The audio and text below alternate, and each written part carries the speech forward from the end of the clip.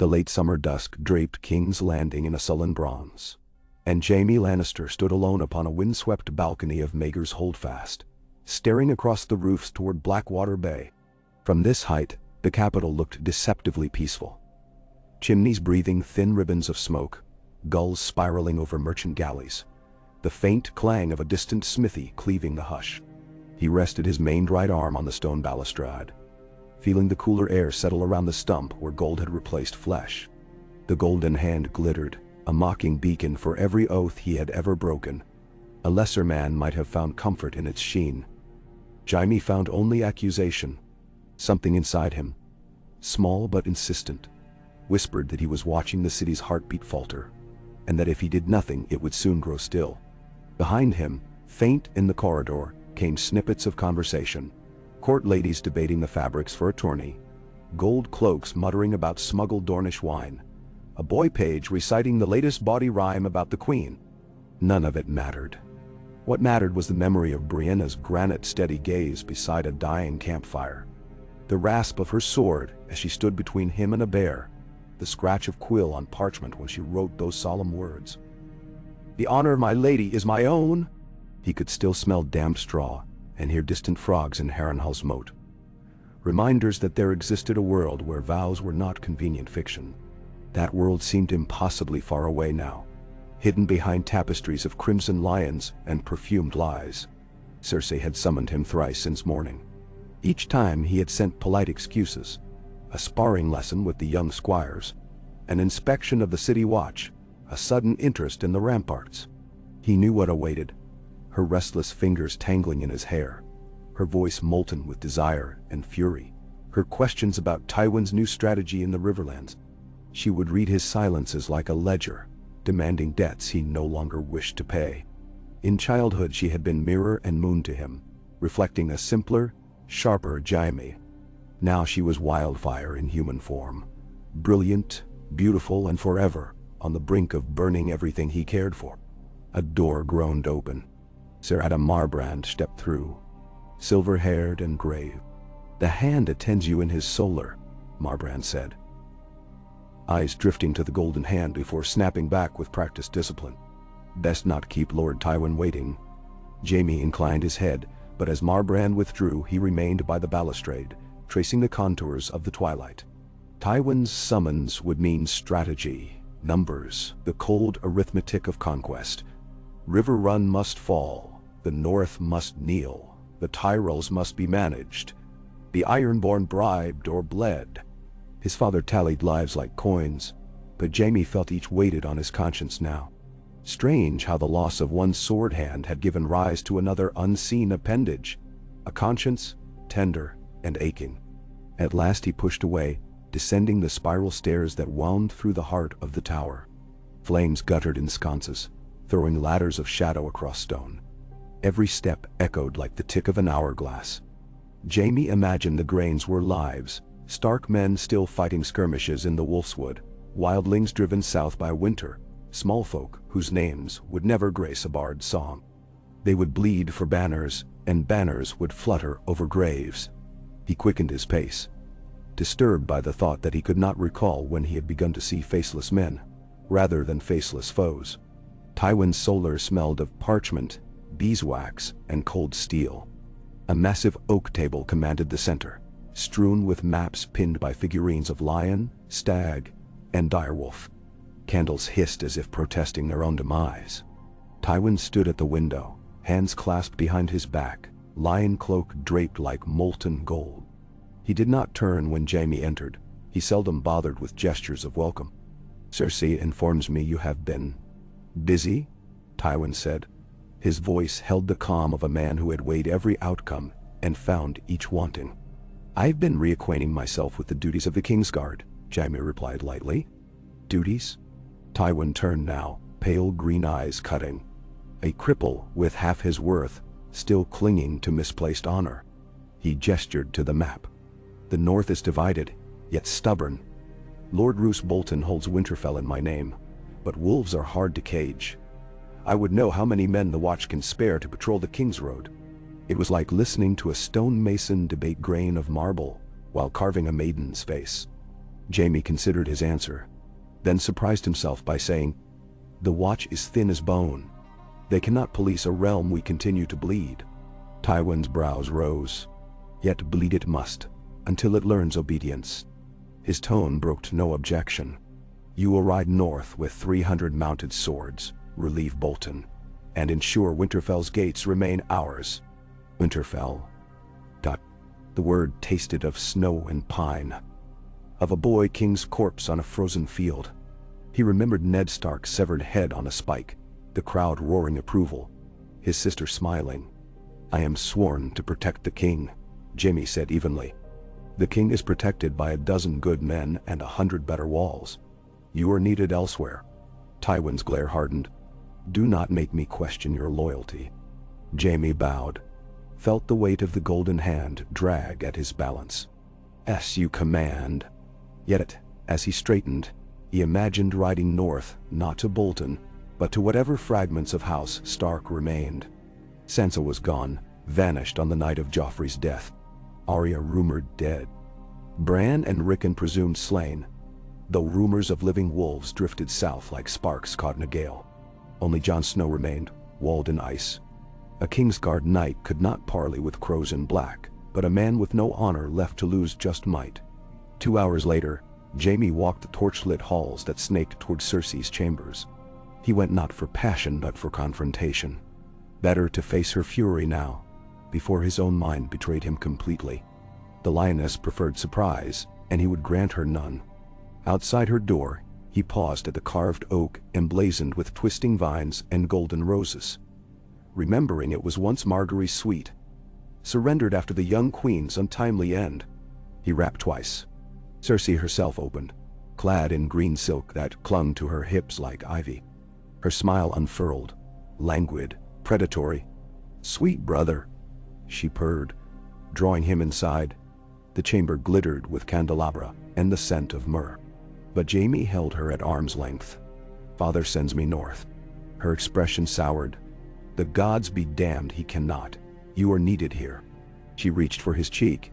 He stepped aside. "Since when do you spurn me?" she demanded, frustration cracking her voice. "I am no use to you if I am dead," he replied, wondering if that was true. "Bolton holds Winterfell, but the North choose restless.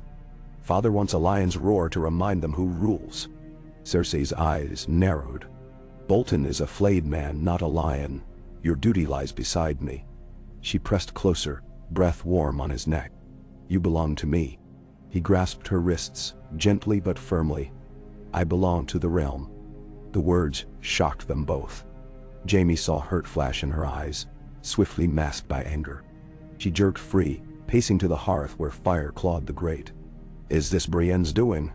she hissed. "That great cow fills your head with northern honor?" "She saved my life," he said, "and reminded me that oaths mean something." Cersei laughed, brittle as frost.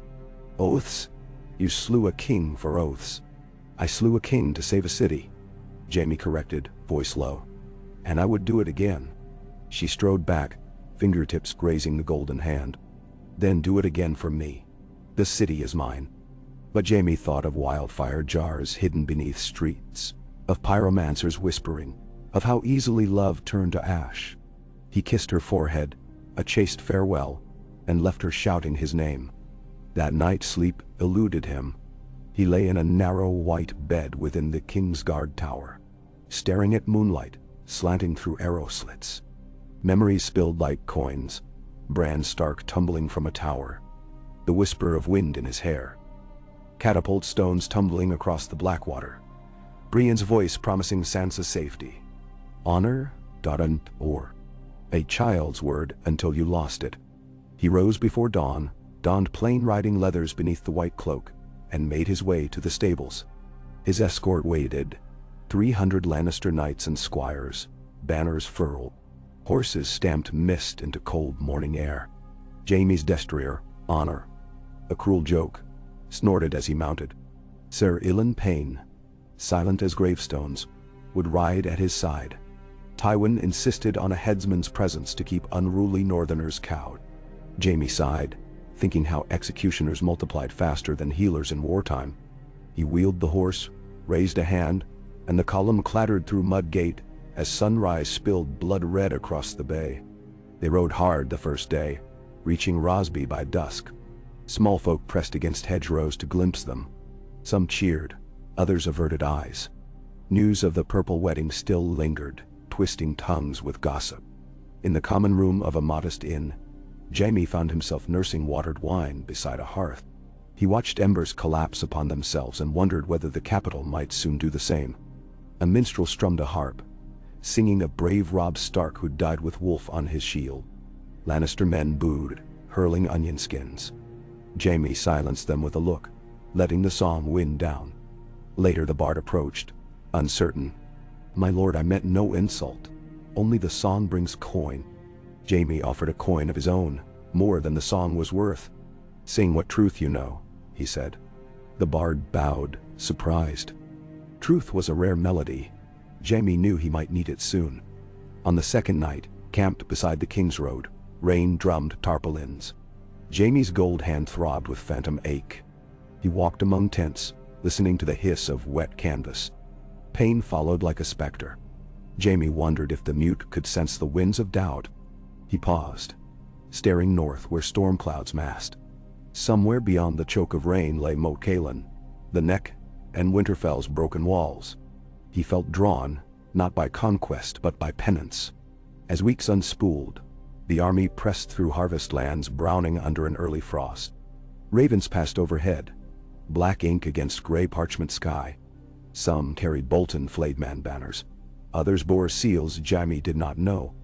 Each message, he suspected, told of fresh cruelties. He heard rumors in taverns, of ironborn raids on Stony Shore, of wildlings roaming near Last Hearth, of Freys feuding with Manderleys in the ruins of the West Bank. The north was a wounded wolf. Prod it, and it would snap. One evening, as they bivouacked south of the Fever River, a rider galloped in bearing Bolton colors. Stripped of armor and slick with mud, he knelt before Jaime, presenting a sealed letter. Jaime broke the wax with his metal thumb. The scroll smelled of smoke. Lord Bolton requested haste. Wildlings threatened Winterfell from the east, while an unknown force harried supply lines from the west. "The north remembers, it seems," Jaime murmured. At midnight, Jaime summoned his captains. "We march light and fast," he ordered. "Leave wagons and excess men here. Under Sir Osfred. I will take 50 riders to scout ahead." The captains exchanged wary glances, but his tone brooked no dissent. By dawn, Jaime led a vanguard north, Pain at his flank. They crossed Fever River among swirling mists, hooves slushing through chill water. Beyond lay marshland peppered with tussocks, where cranes cried like lost souls. 2 days later, they encountered the first wrecked supply train. Ox carts upended, barrels split, flour drifting across ground like fresh snow. Dead Lannister guards lay stiff, arrows bristled. The shafts were gray-fletched. "Karstark," muttered a sergeant, kicking a corpse. Jaime studied an arrow, recognizing fine craftsmanship. Not Karstark, too refined. Possibly Manderley, or Umbers, who still held artisans. Whoever they were, they killed with precision, sparing no cargo. But they left behind a sigil carved into a plank, a direwolf's head, eyes howling. A challenge. That night, Jaime could not sleep. He sat by a dwindling fire, turning the wooden direwolf in his fingers. Cross flames, Ser Ilyn Payne watched, mute curiosity in his eyes. Jaime spoke softly, knowing the headsman's silence was absolute. "I once shoved an innocent boy to save a secret," he said. "I would pay that debt now, if the gods allow." Payne tilted his bald head, expression unreadable. "Will the Starks hear me?" Jaime asked the wind. Only embers answered, swirling upward like rueful spirits. Morning brought a thick fog and the distant drum of hooves. Scouts returned breathless. A force approached, brown in cloaks, gray banners. Jaime ordered his men to hold formation, but keep swords sheathed. As silhouettes materialized, he counted perhaps 60 riders, lean and hard-eyed. At their head rode a woman in maester's gray, hood thrown back to reveal auburn hair streaked with silver. Her green eyes scanned the field with familiar ferocity. Lady Catelyn? Jaime breathed, heart hammering. But no, she was dead. He had seen the corpse borne to River Run. Yet the woman resembled her strongly. She halted 10 paces away. "Sir Jaime Lannister," she called, voice clear as ice water. "You ride north, unbidden." "And you bar the king's road, my lady," Jaime replied, forcing calm. "Name yourself." "I am Lady Barbary Dustin, acting on behalf of House Stark." She reined her horse. "I bear you a message. Turn south or be turned to bones." "Winterfell belongs to House Baratheon," Jaime said, tasting the lie. "I go to secure it." "Winterfell belongs to the north," she answered. "And the north remembers." Jaime dismounted, handed reins to a squire. Slowly, palms open, he approached.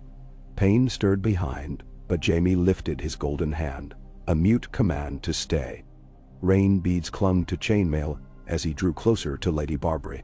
"Then hear me," he said. "I would speak with whoever leads the wolves." She studied him, gaze flicking to the stump of his wrist. A smile ghosted her lips, half pity, half triumph. "Words cannot mend broken oaths," she murmured.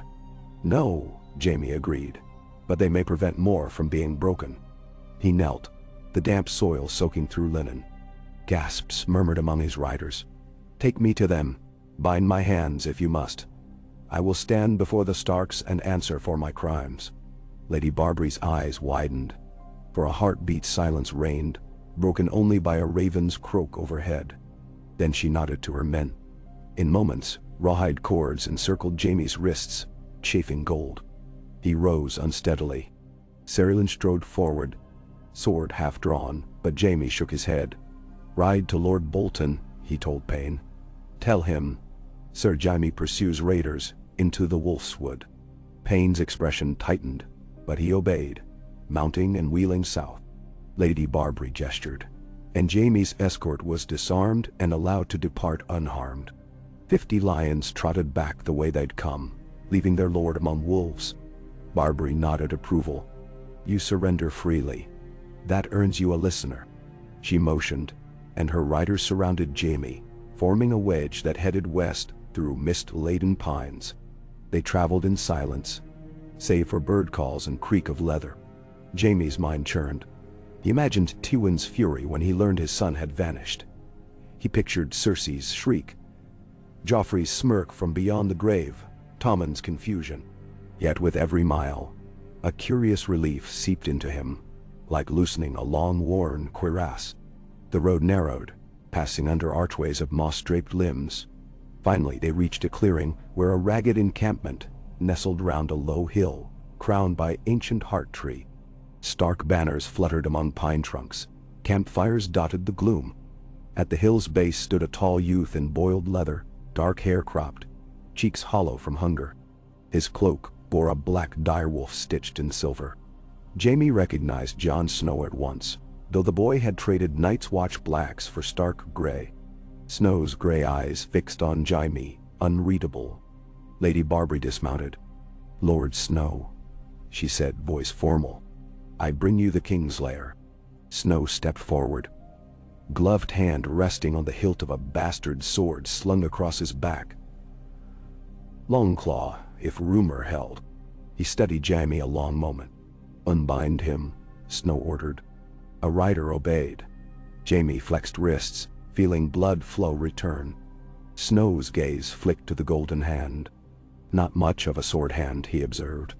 "I make do," Jaime replied. "Sometimes one good hand is enough." "And why come here, Sir Jaime?" "Because I have killed a king to save a city," Jaime said. "And I would save another now, though this time the city is made of snow and stone and memory." Words spilled faster than he intended. "Bolton flays men alive. Freys butcher guests, and Lannisters, my kin, feed on the spoils. I would break that feast." Snow considered, face bleak as the sky. "You asked trust where you gave none. You crippled my brother." The camp stirred at that, low growls bubbling. Jaime bowed his head.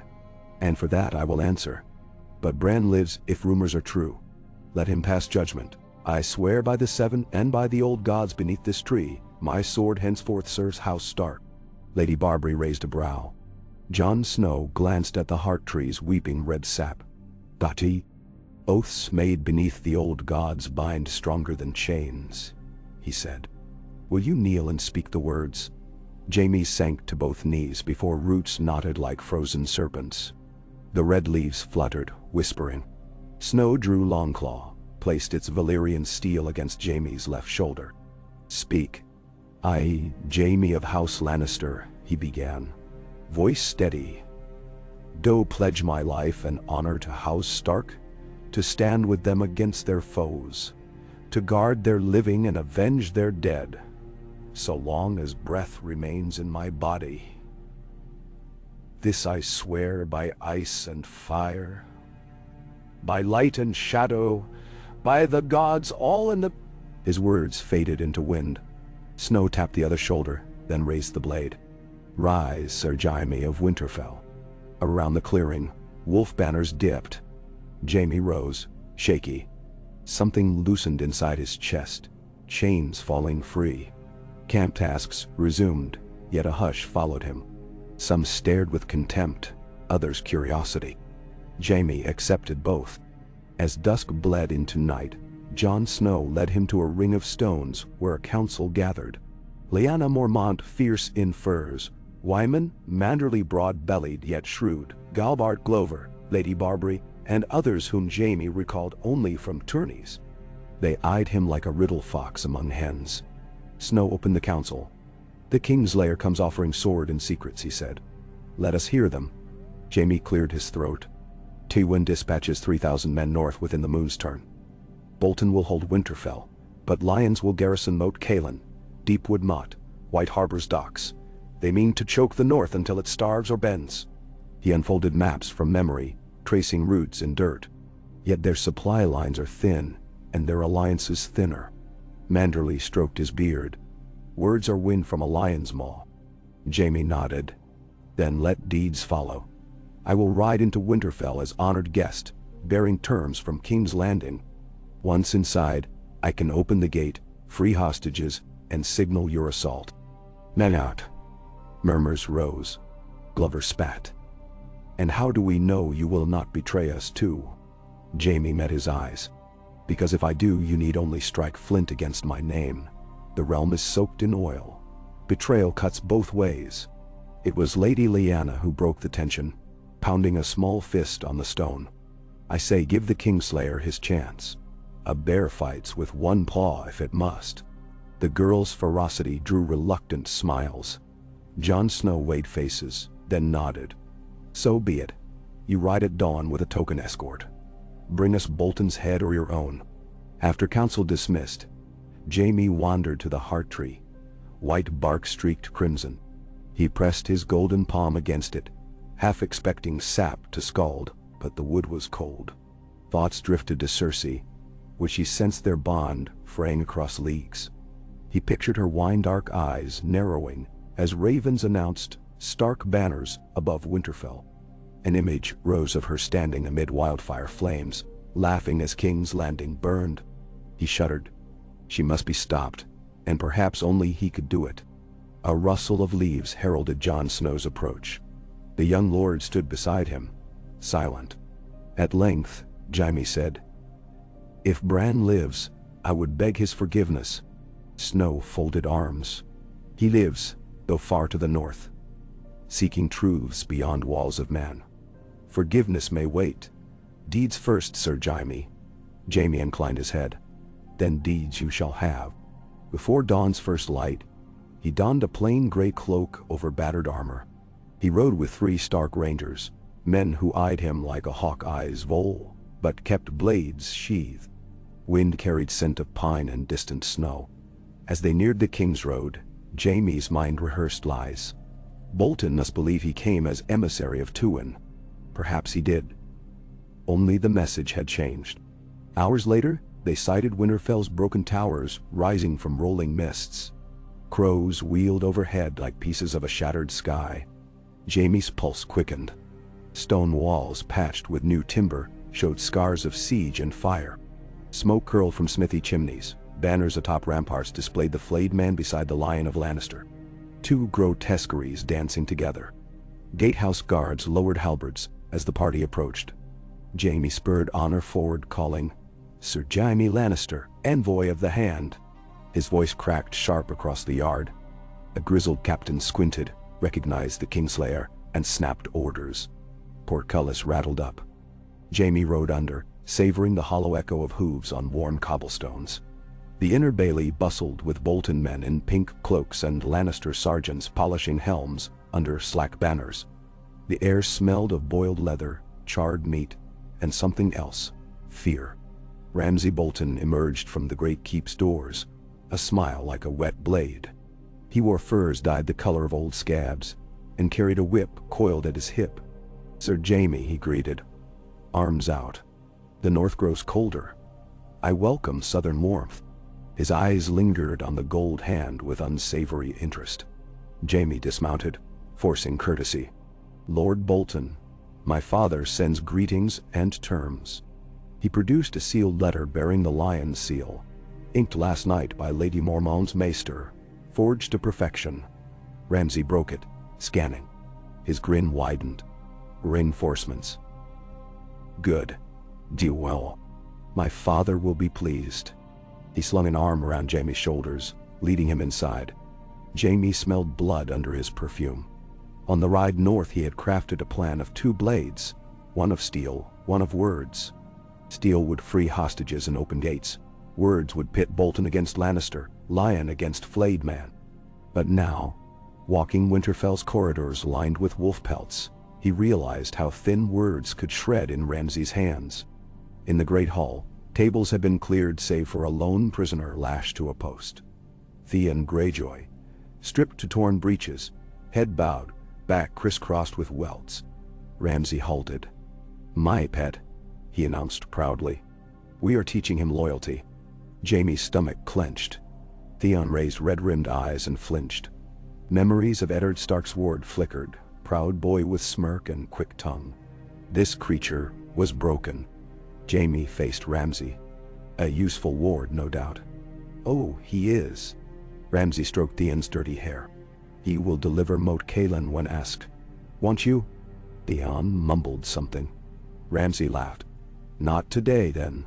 He turned back to Jaime. "Come, dine. We have pheasant and wine, and tales of flayed rebels." Dinner stretched like tanned skin. Ramsay regaled him with stories of hunts, girls in the woods, Ironborn who screamed blue songs. Jaime sipped weak wine, noting guard rotations, bolt placements on door bars. He saw Stark relics displayed as trophies: a cracked harp, a child's training sword, direwolf banners trampled underfoot. His jaw tightened.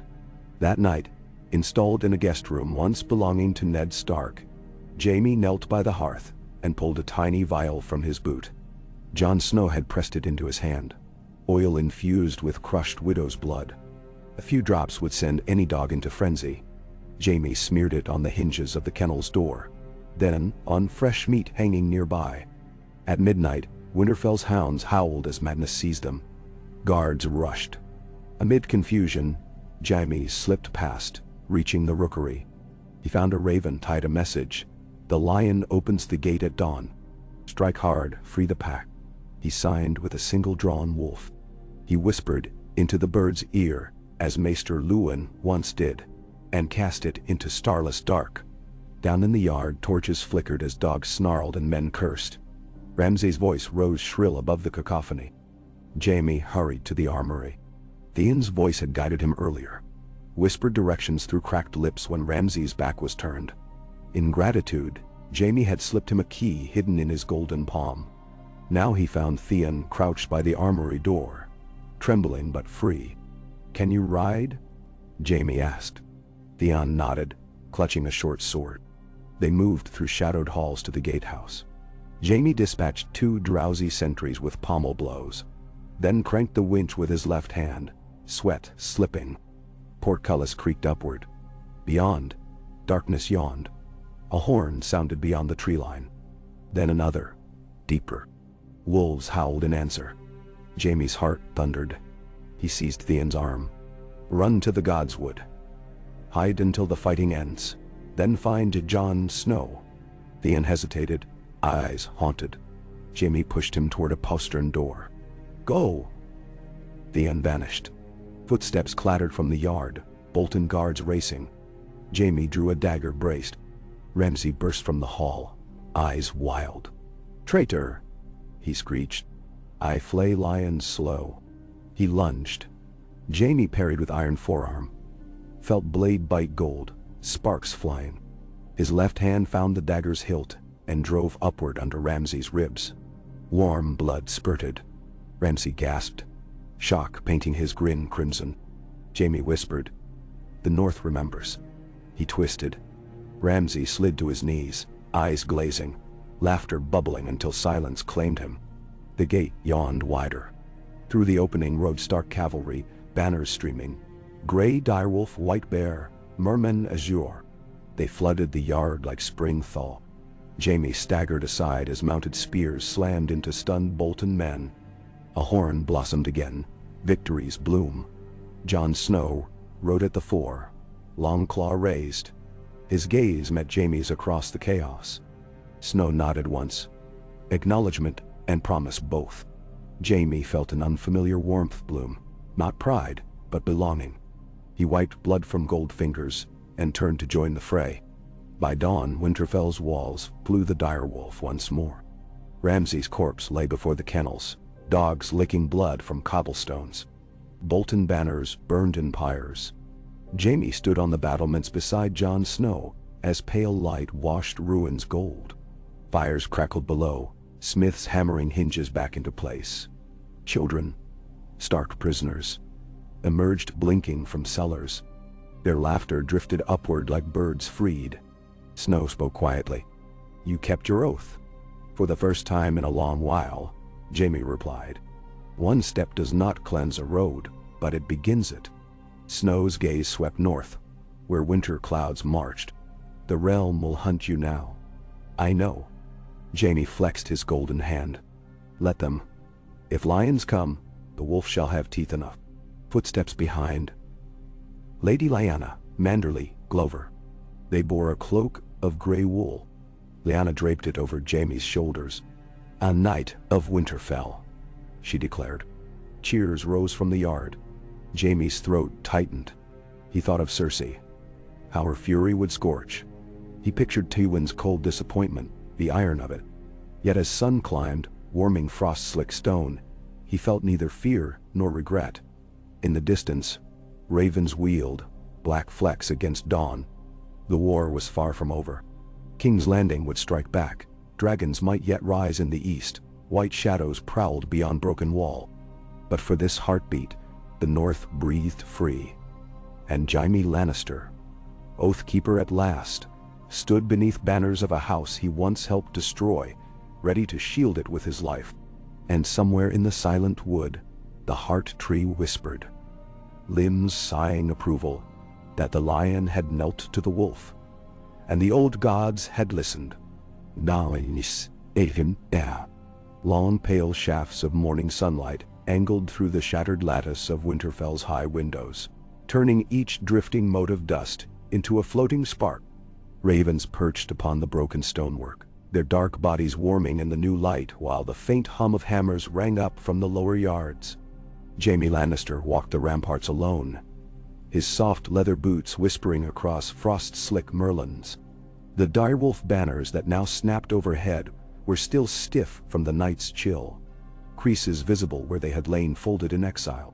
He paused beside one of the new standards and watched it furl and unfurl against the brightening sky, as though the cloth itself needed to relearn the rhythm of breathing free air. Below, the Godswood's branches stirred in a mild southern wind, their last autumn leaves rattling like tiny bells. Every so often the roar of water reached him, the hot spring sluicing through cracked flagstones, carrying warmth to the distant pools beneath the keep. On another morning years past, he might have taken comfort in that sound. The whispered promise that life, however hard fought, still moved. Now the wind was changing again, and he could almost taste the metal tang of another war forming beyond the horizon. Footsteps approached behind him, measured, deliberate, too light to be a mailed guard. He did not turn until he heard the voice. "You stand as though all the land beyond the neck lies on your shoulders." Sansa Stark emerged from a staircase arch cut into the wall, her hood thrown back. She wore a cloak of undyed wool trimmed in snowy fur, the starkness of it framing the silent steel of her eyes. Jaime had not seen those eyes since King's Landing, when they brimmed with frightened tears beneath a courtly doll's mask. Now the fear had dimmed, leaving behind something cooler and far more difficult to read. "Lady Sansa," Jaime said, dipping his head in respect he had once reserved for queens. "There is much to think on."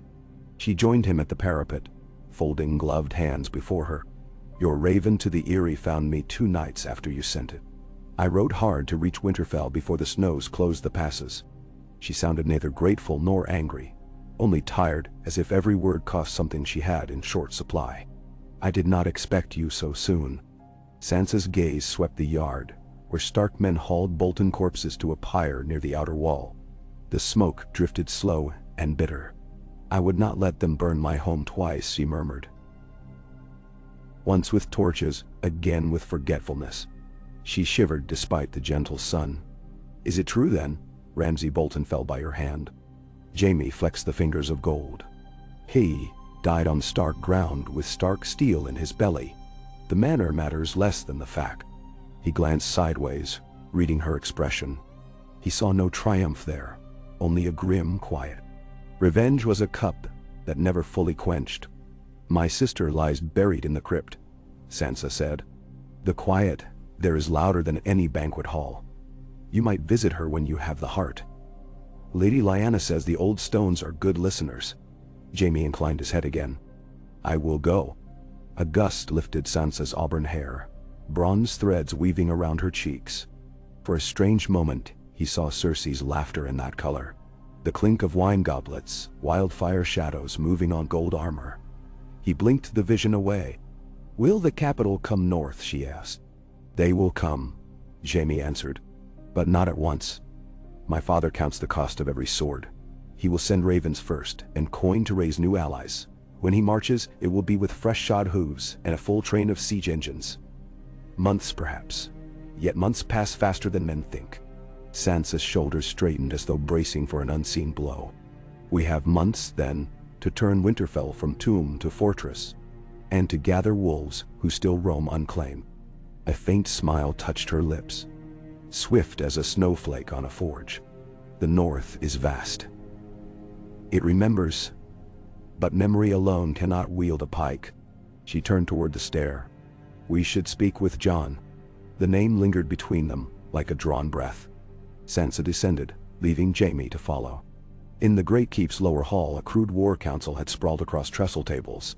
Scrolls, chipped cups, half-clean blades and stale bread mingled under rattling chandeliers. Jon Snow bent over a map, marked with river crossings and sigils dashed in charcoal. To his right stood Davos Seaworth, fingers missing, quiet eyes tracking each move. To his left, Lyanna Mormont balanced on a chair that placed her just high enough to glare down any grown man. When Sansa swept in, the council shifted, like tree limbs bowing at a sudden gust. Jon straightened. Snowflakes still clung to his dark curls from an early patrol. "You've seen the rampart?" "I have," she replied. "They need masons by the dozen. The south wall is worst." Davos nodded. "We're drafting stonecutters from Barrowton and Torrens Square. Wagons leave at first light." Lyanna punched a wooden wolf on the map. "Tight. Stone's fine, but we need spears. My uncle counted less than 600 men fit for line battle in our whole host. Gold cloaks will sail with thrice that." Jaime stepped forward. "Not gold cloaks," he corrected gently. 2 and won't waste city watch beyond the Blackwater. He will contract sell sails out of Mir and Volantis, archers, freelances, and perhaps entice the Freys with fresh titles. The Riverlands are key.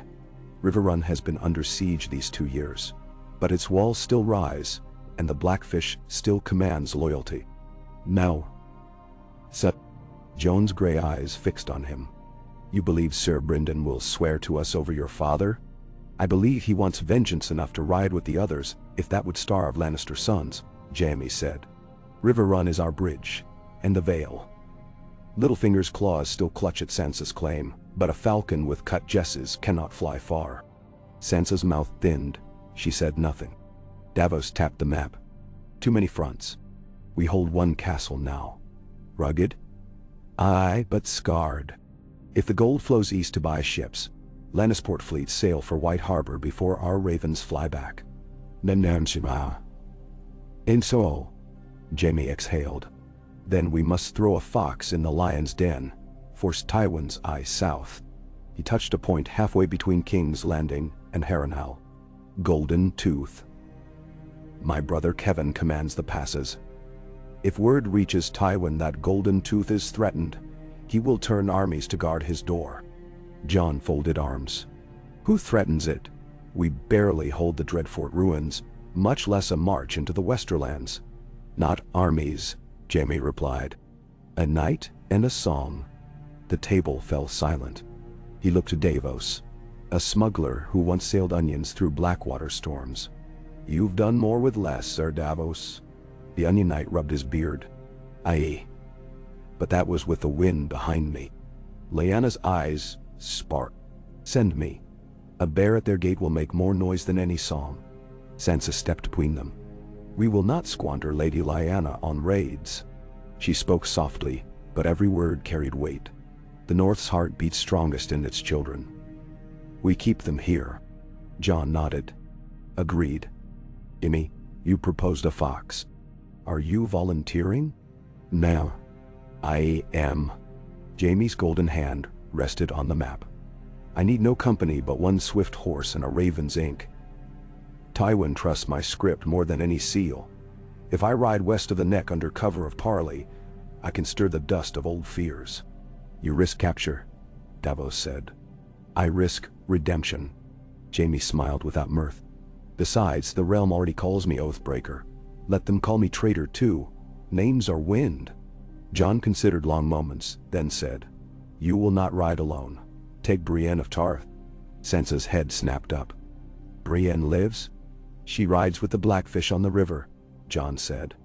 My last raven spoke of her banner near Acorn Hall. He slid a folded parchment toward Jaime. Find her. With Tarth's blade at your back you may carve the rumor we need. Jaime's pulse quickened at the name. Memory of sapphire eyes reflecting moonlit sorrow. I will find her. The council ended, but Sansa lingered as the others scattered to tasks. A hush settled in the hall, broken only by distant hammer strikes. She traced a finger along the Kaelin marshes on the map, then spoke without lifting her gaze.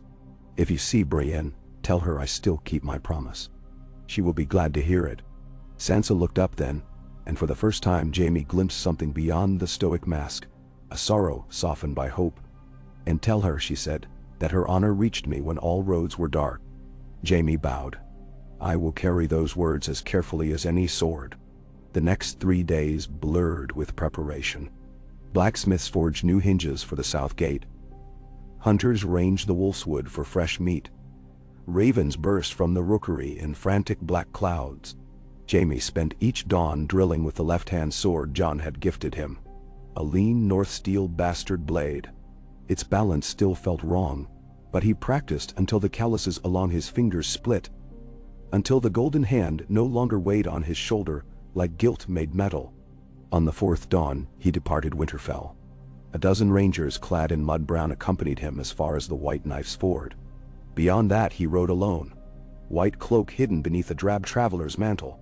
His horse, no longer the war-bred destrier Honor but a lean gray mare, carried little beyond steel, jerkin, and 2 ravens sealed in small wicker tubes. Snowflakes whirled in the air, though the sky above remained a pale blue, as though winter practiced its reach. He took the westward track that skirted the Fever River, choosing game trails over the King's Road whenever he could. 3 nights out he slept beneath a canopy of ancient oaks, their trunks mottled with silver moss. He dreamed of King Aerys screaming in the throne room, wildfire shadows dancing on iron steps. He woke tasting ash. Beside the cold fire pit, he found a red leaf fallen from a tree that had no business bearing red so late in the year. He tucked it into his saddlebag and rode on. South of the neck he passed ruined villages. Stone foundations half swallowed by weeds. Stable roofs collapsed under years of neglect. Wolves trotted along distant ridgelines. Once, near dusk, he spied a column of smoke far eastward. A farmstead burning, perhaps Bolton stragglers punishing imagined rebels. He did not investigate. His fox needed to run, not linger. Crossing the Green Fork at Oldstones, he stopped before the cracked sepulchre of some forgotten king. Crows perched on the marble beast carved above the door. Jaime knelt, more from exhaustion than reverence, and whispered the names of the dead he carried. Jory Castle, who had bled beneath Jaime's own blade in King's Landing. Ned Stark, whose honor refused to bend. The wind inside the tomb answered with a sigh that sounded too close to forgiveness. By the time he reached the Tumblestow's broad bend, autumn had surrendered entirely. Frost-coated river reeds each dawn, and the water's hiss along the hulls of hidden boats carried the promise of ice. Here, river lords loyal to Tully still skirmished with Frey garrisons. Jaime rode cautiously through ghosted hamlets, following secret signs posted in cracked door frames, chalk drawings of leaping trout or soldiers' knots he'd once ignored. At Acorn Hall, he found Brienne. She was sparring in a muddy courtyard, blue steel flashing against two bandit captains bound by rope at their wrists. Even with one hand, Jaime recognized her footwork. Solid as a keep's foundation. He dismounted quietly and watched her dance the pair in circles until both tripped and landed, gasping in muck. Only then did she notice his gaze. For a heartbeat the courtyard stilled. Jaime saw the flicker of cautious joy in her eyes, quickly masked by suspicion. She dismissed her prisoners and stepped close enough to smell the river water in her hair. "You ride beneath no banner," she said. "I ride beneath a wolf," Jaime answered. "But the cloth is hidden. And the Lannister cloak?" Her glance at his mantle cut deeper than a blade. "I left it in the snow." He unfastened the brooch at his throat, a small obsidian direwolf Sansa had lent him, and offered it to her palm. Winterfell lives. Brienne's shoulders shook once, as though releasing years of tension. She closed her fist around the pin. "Then you truly did it." "We did it," he corrected. "Without your oath I might never have remembered mine." An hour later, they met Sir Brynden Tully in a tower chamber that smelled of lamp oil and damp straw. The Blackfish, lean and gray, regarded Jaime with open disdain, but at Brienne's brief nod he heard the plan. By torchlight they marked roads through the foothills of the crag, supply caches near Ashmark, secret sympathizers in Casey. Tully's fingers traced the parchment paths as though mapping old memories. When Jaime finished, the Blackfish sat back. "You would have me raid my own homeland." "Not raid," Jaime said. "Haunt. Torch empty storehouses, loose prisoners, leave scrolls bearing the direwolf and trout entwined. Each whisper will multiply until Tywin orders half his strength home." The Blackfish tapped the map. "Golden Tooth walls are granite. Even ghosts break upon granite." "No." "Then rattle the iron mines," Jaime said. "Sabotage the smelting pits. Lannister armies clad in cold winter, and no mail will freeze before they march." Brienne folded arms. "It can be done." Tully's mouth twitched. Reluctant approval. "Lord Tywin will know your hand guides us. You won't see mercy if caught." "Mercy is a luxury," Jaime replied. That night Jaime and Brienne shared a meal in Acorn Hall's crumbled solar. Moonlight shone silver on her pauldron. He reached for bread with his metal fingers, dropping crumbs in an unruly arc. Brienne caught one between calloused fingers and placed it on his plate without comment. "What? Do you regret it?" she asked quietly. "The road or the turning?" "Both." He stared into the hearth, where a single log popped. "I regret the time I wasted refusing to see ahead. Everything else is consequence." He flexed the gold hand. "Some ghosts I deserve to keep." Brienne's blue gaze held his until the flames' dance painted shifting shadows across her jaw. Then she rose. "We leave at dawn. The Blackfish rides for Pink Maiden. We turn west to the hills. Nansoarno." 5 hours of sleep, then," Jaime said, standing. "That will have to do." He hesitated by the doorway. "Brienne, Thank you. She shook her head. Save that for when the snows melt and children play in streets without fear.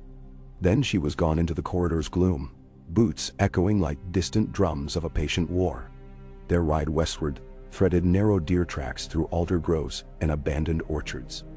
Brienne moved like a shadow, helm sometimes dangling from her saddle, so autumn wind wove her hair into wild strands. To Jaime's surprise, small folk emerged from cellars and haylofts to greet them.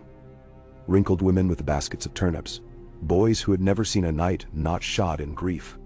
Brienne hoarded every rumor, a Frey levy marching north, Sellswords buying saltfish at Fairmarket, a Lannisport galley moored upriver.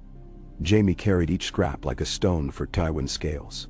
One evening they sheltered in a ruined sept, overlooking a shallow valley. Moonlight poured through a broken rose window, laying pale petals on the floor. Jaime sat against a fallen column, while Brienne knelt before the cracked altar, murmuring a prayer to whatever gods still listened. When she finished, he offered the wineskin. Share with the sinner, he said. She drank, wiped her mouth.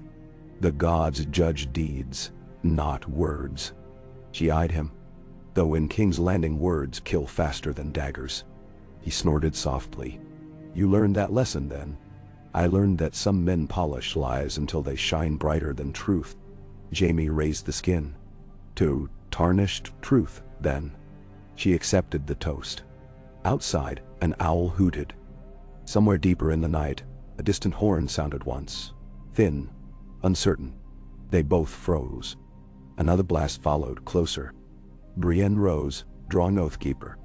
Jaime heaved upright, his own blade clearing the leather an instant later despite his awkward grip. Through the rose window they spotted lanterns bobbing along the valley path. 4, 5, maybe more. Steel clinked. Brienne motioned him silent. They sank behind the rubble as shapes appeared. Pale cloaks trimmed with lion gold. Jaime's pulse thundered. Lannister outriders. Voices drifted. Swear he camped near Old Stones. Lord Tywin wants his head before the moon turns. A gruff laugh. Kingslayer? He's halfway to Casterly Rock, bedding whores. Jaime gripped Oathkeeper's hilt to still tremor. Brienne's hand brushed his wrist. A warning, not yet. The patrol passed, torches dwindling. Brienne exhaled. They hunt you. And perhaps me them. Jaime whispered. Tywin moves faster than I hope. He stared at the road glinting silver under moon. We must reach the mines before they tighten the noose. They broke camp before dawn, galloping through fog that left diamonds on cloak hems. 2 days later, they saw the western ridges rise, gray slopes pocked by open veins where iron glinted in raw gashes. Smoke columns spiraled from forges carved into mountain seeds. They heard the clang of hammers even miles off. Brienne led them along goat paths above the main road, until they lay belly low on a crest overlooking Golden Tooth itself.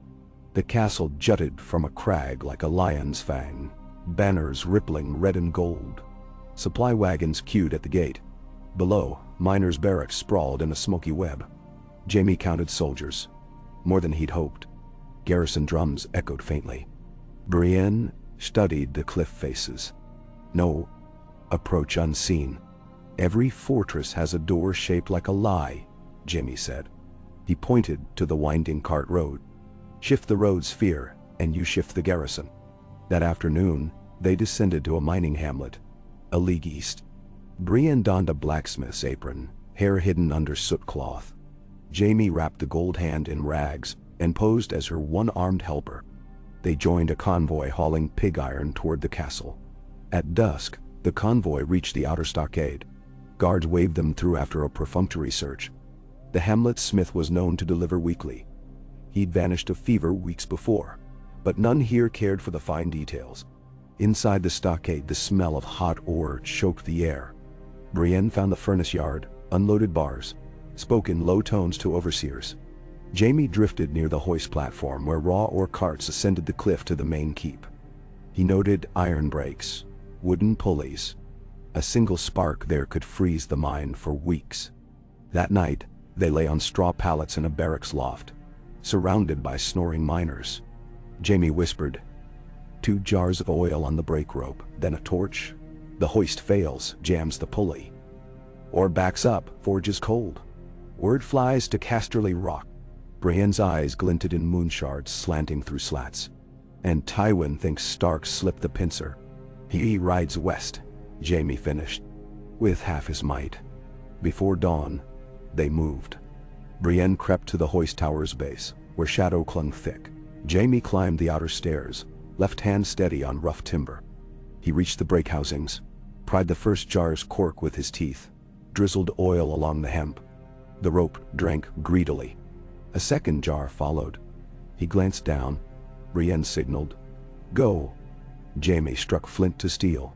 The spark landed, blooming into swift, hungry flame that raced up the rope toward the pulley. Crack, dot. A sound like giant bones snapping echoed. The brake wheel spun free, iron teeth shrieked. Carts laden with ore lurched, one snapping loose, plunging into the yard below. With a thunder that shook the mountain. Alarms clanged. Brienne vanished into smoke and chaos. Jaime followed. They fled through alleys as guards sprinted toward the tower. At the stockade gate, a single sentry tried to bar them. Brienne's mailed fist felled him in one blow. Horses waited penned. They chose two, vaulted saddles, kicked free. Arrows whistled. A shaft glanced off Jaime's pauldron. Another grazed Brienne's thigh.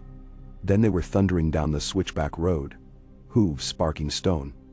While behind them the hoist tower belched flame, and miners screamed warnings above grinding metal. They rode until sunset bled across the hills, then splashed through a shallow creek to lose the hounds. At last they dismounted in a copse of pine, lungs burning. Brienne's thigh bled where the arrow had sliced. Jaime ripped cloth from his sleeve, tied a poultice with moss. She winced, then muttered thanks. Only when the wound was bound did she meet his gaze. "Your father will know by tomorrow." "That is the point." He sagged against a tree. Our fox barked loud. Rain whispered through the branches that night, pattering on their cloaks. Jaime dozed fitfully, dreaming of Tywin's roar rolling through court, of Cersei standing in red silk before a throne of wildfire flames. He awoke before dawn to find Brienne already saddled. "Ravens flew west in the dark," she said. "We should cut north before riders flood these roads." They threaded forgotten valleys, keeping to sheep tracks dotted with hoarfrost. 3 days east of the mines they reached Cerwyn's March, where Blackfish partisans had struck a fray levy. Bodies hung from alder trees, traitors' cloaks spattered with raven-picked gore. Jaime stared at the grim harvest, remembering banners fluttering above the twins on a night of music and murder. He dismounted, unbuckled each corpse, and laid them on moss. Brienne watched but said nothing. When the last had been lowered, Jaime whispered a brief prayer to the Father. Not for justice but for mercy nobody had shown. They pressed on. At the Trident's ford they found Tully outriders waiting. News of the hoist disaster had spread like brushfire.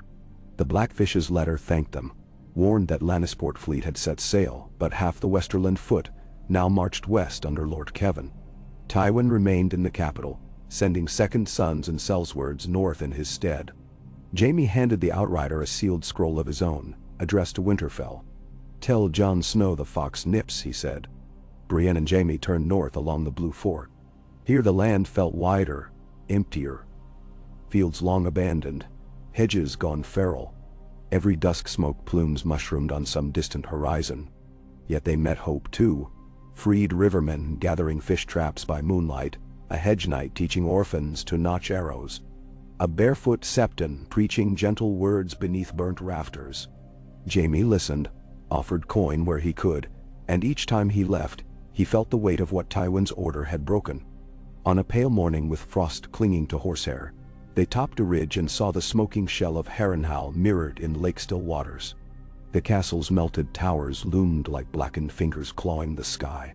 Brienne shivered despite her mail. "Do we detour?" she asked. Jaime considered. Within those walls, he had bathed as a prisoner, lain fevered under Brienne's wary watch, faced Qyburn's secret scalpel.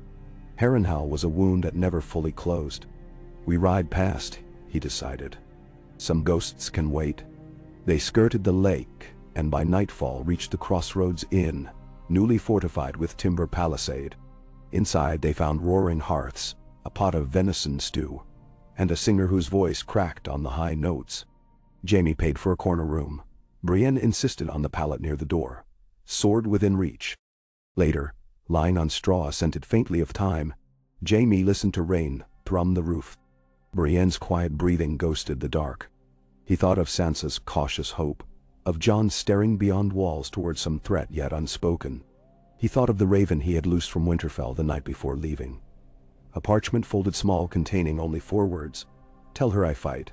Morning broke syrup gold, clouds parted. They set out early, hooves clopping across the stone bridge that spanned the Green Fork. 2 leagues on, hoofbeats thundered behind. A lone rider pursued, cloak snapping. Jaime wheeled his mare, hand on hilt. The rider slowed, lifting gauntleted hand in peace. He wore no sigil, only the plain brown cloak of a hedge knight. But his horse bore the gilded saddle of a lord. He halted before Jaime, pushed back his hood. Sir Kevan Lannister's lined face emerged, eyes rimmed red from sleepless nights. For an instant, Jaime saw the uncle who taught him his first joust, not the commander he now defied. Rain's soft breeze stirred Kevan's gray-streaked hair. "Brother's son," Kevan said, voice heavy. "You ride far from the king's peace." Jaime said nothing. Kevan's gaze shifted to Brienne, lingered on Oathkeeper's glowing steel. "They call you Oathbreaker in every tavern from Lannisport to the Arbor," Kevan went on. "I prayed it were lies." "They may be truth," Jaime answered quietly. "But some truths change." Kevan drew a sealed letter. "Your father commands your return.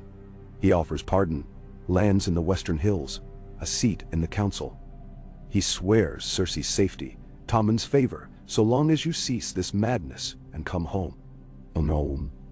Jaime pictured Casterly Rock's halls echoing with his footsteps while Sansa Stark's children shivered behind Winterfell's rebuilt walls. He shook his head. "I have found my home."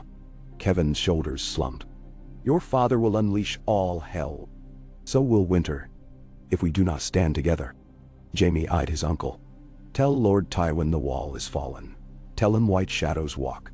Sooner or later they will march south, and all his gold will buy no warmth for his bones." Kevan's jaw tightened. "Ghost stories."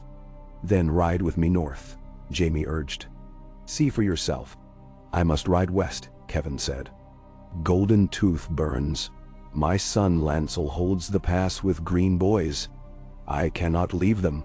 "Nor can I leave Winterfell," Jaime replied. The 2 men sat silent in the saddle, while crows circled above.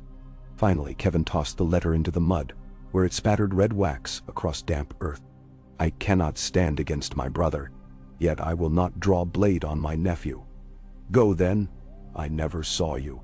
He reined his horse hard, galloped back the way he'd come, cloak snapping like torn parchment.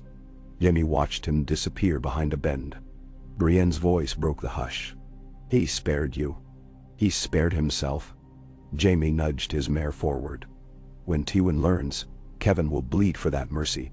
They rode until dusk, mouths set. At a narrow ford where icy water tugged at stirrup leathers, Brienne paused. 3 days to Winterfell, if the weather holds."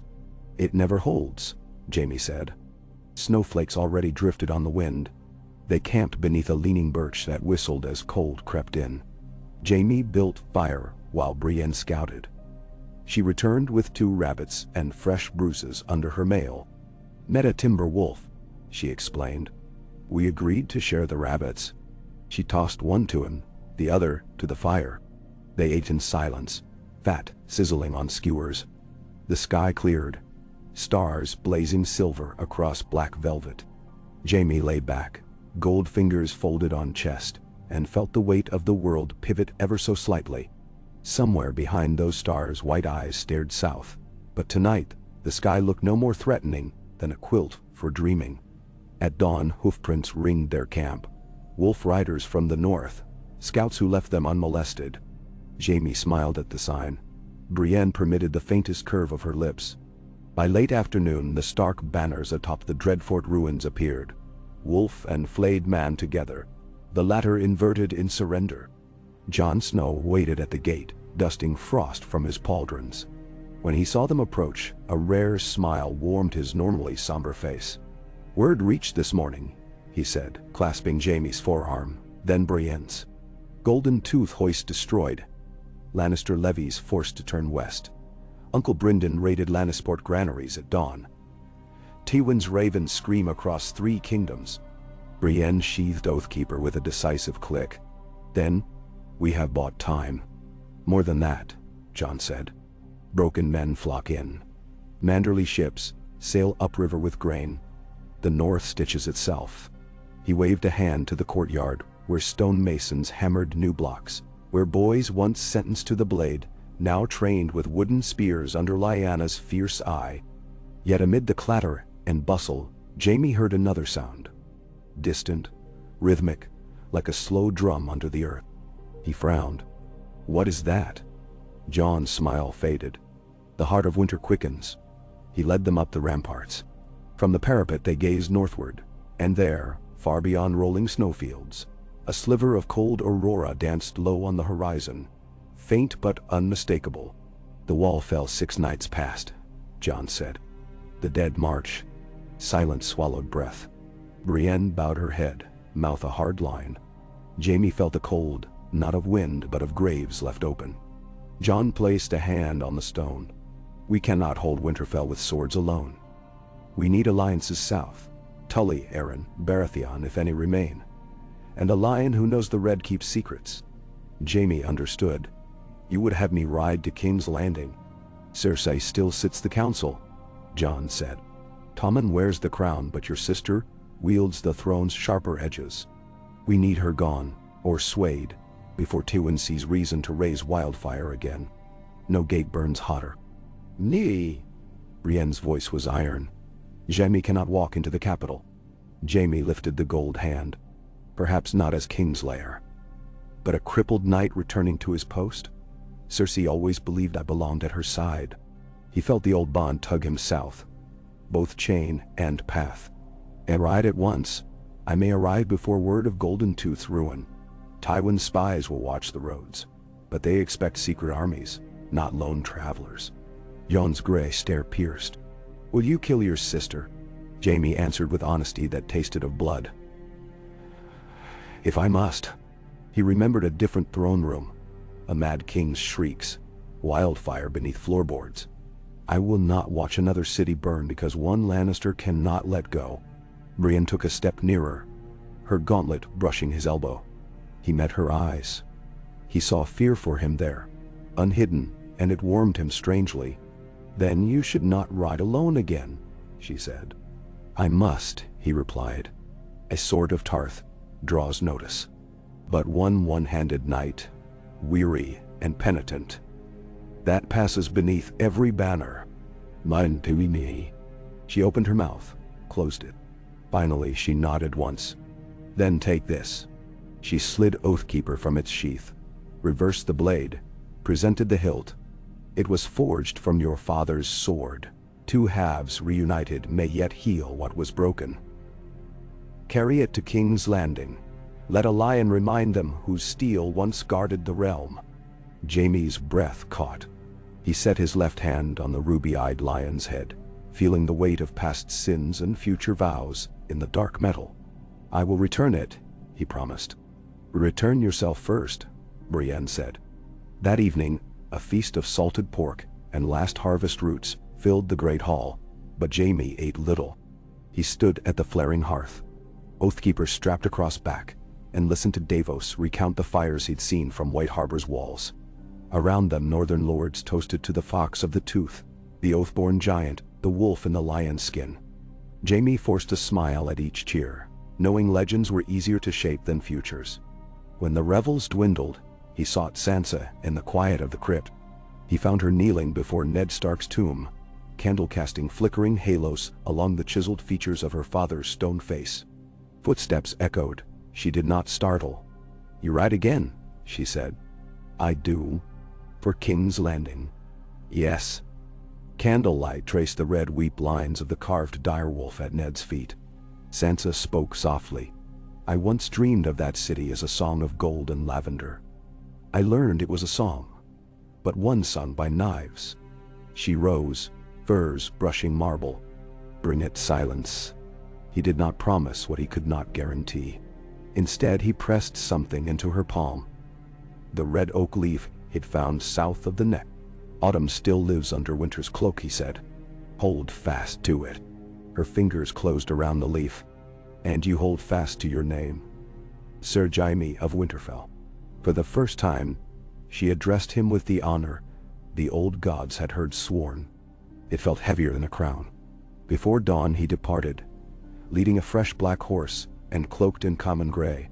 Only Jon and Brienne stood at the gate. Snow drifted sideways, whispering against leather. Jon offered a pouch. "Dragonglass daggers, fashioned by my men at Eastwatch before the fall. If the dead walk farther south than we think, you'll need them." Jaime tied the pouch at his belt. "I hope I never draw them." "You likely will." Jon clasped his wrist. "Ride hard. Return whole." Brienne's blue eyes shimmered like sunlit ice. She said nothing, merely reached to adjust the clasp of his cloak, her fingers lingering. Jaime felt the warmth of that touch long after he turned his horse down the King's Road. His breath plumed white before him. Hoofbeats thudded soft in snow. Northward, daylight crept up the sky like a quiet blessing. Southward, clouds gathered, purpled by dawn. Jaime did not look back. Each bend of the road carried him closer to a city of secrets, to a sister whose kiss tasted of ruin, to a father whose will weighed like stone. Yet somewhere in the hush between hoof falls, he heard another sound.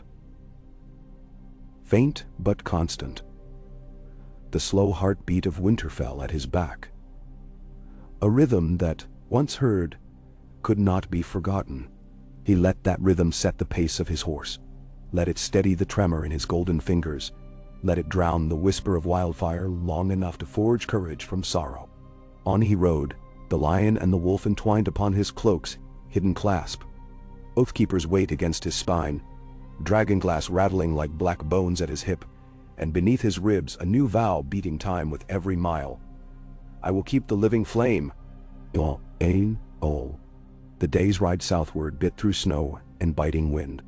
Jaime pressed onward, guiding his black horse through swirling drifts as the King's Road curved between ancient pines, whose branches groaned with frost. Each hour, the woods thinned, the trees growing sparse and gnarled, as though the north itself clung reluctant to let him go.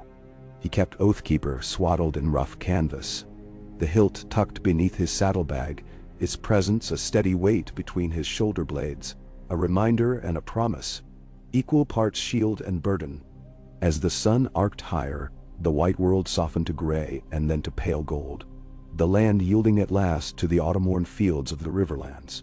Here, winter's touch was lighter but no less real. The skeletons of last year's crops jutted through brittle earth, and the rivers ran swift but choked with black ice at the edges. Jaime let his horse drink at the waters of the Green Fork, filling his own canteen, then pressed on, taking lesser roads that hugged the banks and curved through sleeping villages. Small folk watched him from the shelter of low walls and smokehouses, eyes wary, hands gripping pitchforks and rusted knives. In one hamlet, 2 girls paused from chopping wood to stare at the gold that glinted when his gloves slipped.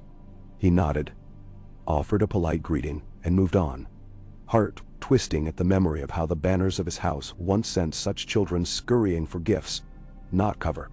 Now, he rode alone, a Lannister with the name hidden, a knight stripped of all but a promise. By dusk, he reached a crossroads tavern, a low, timbered place, once painted blue but now streaked with soot and battered by years of hungry travelers. The sign above the door, a faded crescent moon, creaked on its iron chain. Jaime led his horse to the stables, rubbed the beast down with hay, then slipped inside, savoring the warmth and the mingled smells of onions, ale, and old smoke. Inside, the common room bustled with traders, hedge knights, and a pair of silent sellswords playing dice. The barkeep, a stout woman with scarred knuckles, nodded him to a bench near the fire, asking no questions. Jaime bought a bowl of stew, eating with measured left-handed clumsiness, then ordered a second to go, pressing the last of his silver into the woman's hand.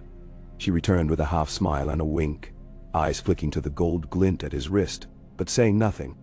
As he left, he caught a snatch of conversation. Two old men muttering about the troubles in the south. Sparrows gathering in King's Landing again, so they say. Madmen in brown robes calling for justice on highborn blood. The others spat into the rushes. Highborn blood always flows last. It's the likes of us who fill the rivers first. Jaime stepped into the chill with the words echoing behind him.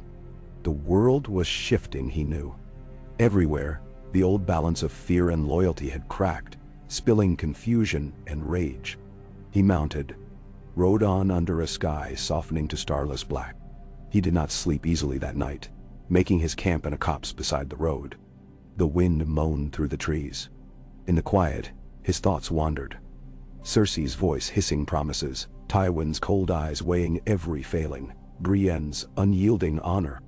Above all, the quiet strength of Winterfell's stones, the feel of the Stark cloak across his shoulders, the way Jon's handshake had felt more like trust than any Lannister ever gave.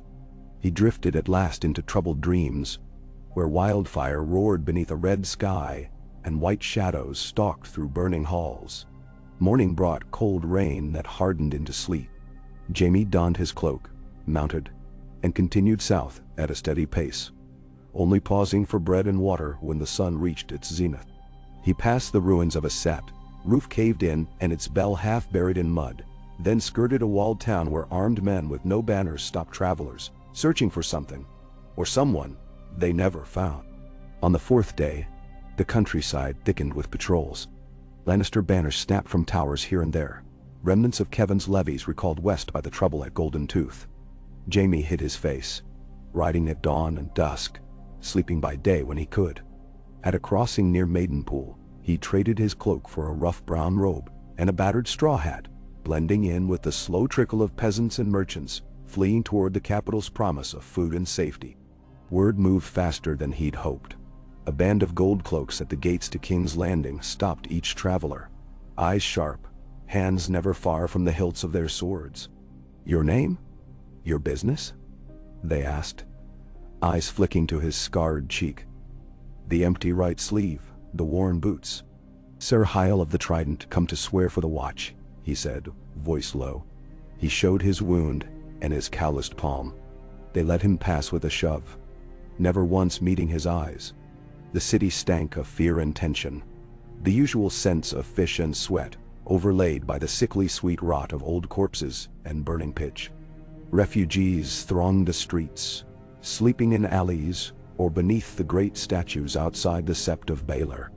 Children with hollow eyes begged for coins, while men in brown robes, Sparrows the barkeep's tale confirmed, preached of justice and vengeance and the coming storm. Jaime passed unmolested through the throng, Oathkeeper hidden beneath his ragged cloak, the dragon-glass daggers tight at his hip. He made his way through the maze of back streets to a quiet inn in the shadow of Visenya's hill, a place he knew from childhood, where the innkeep's son had once been a squire to his father's retainer.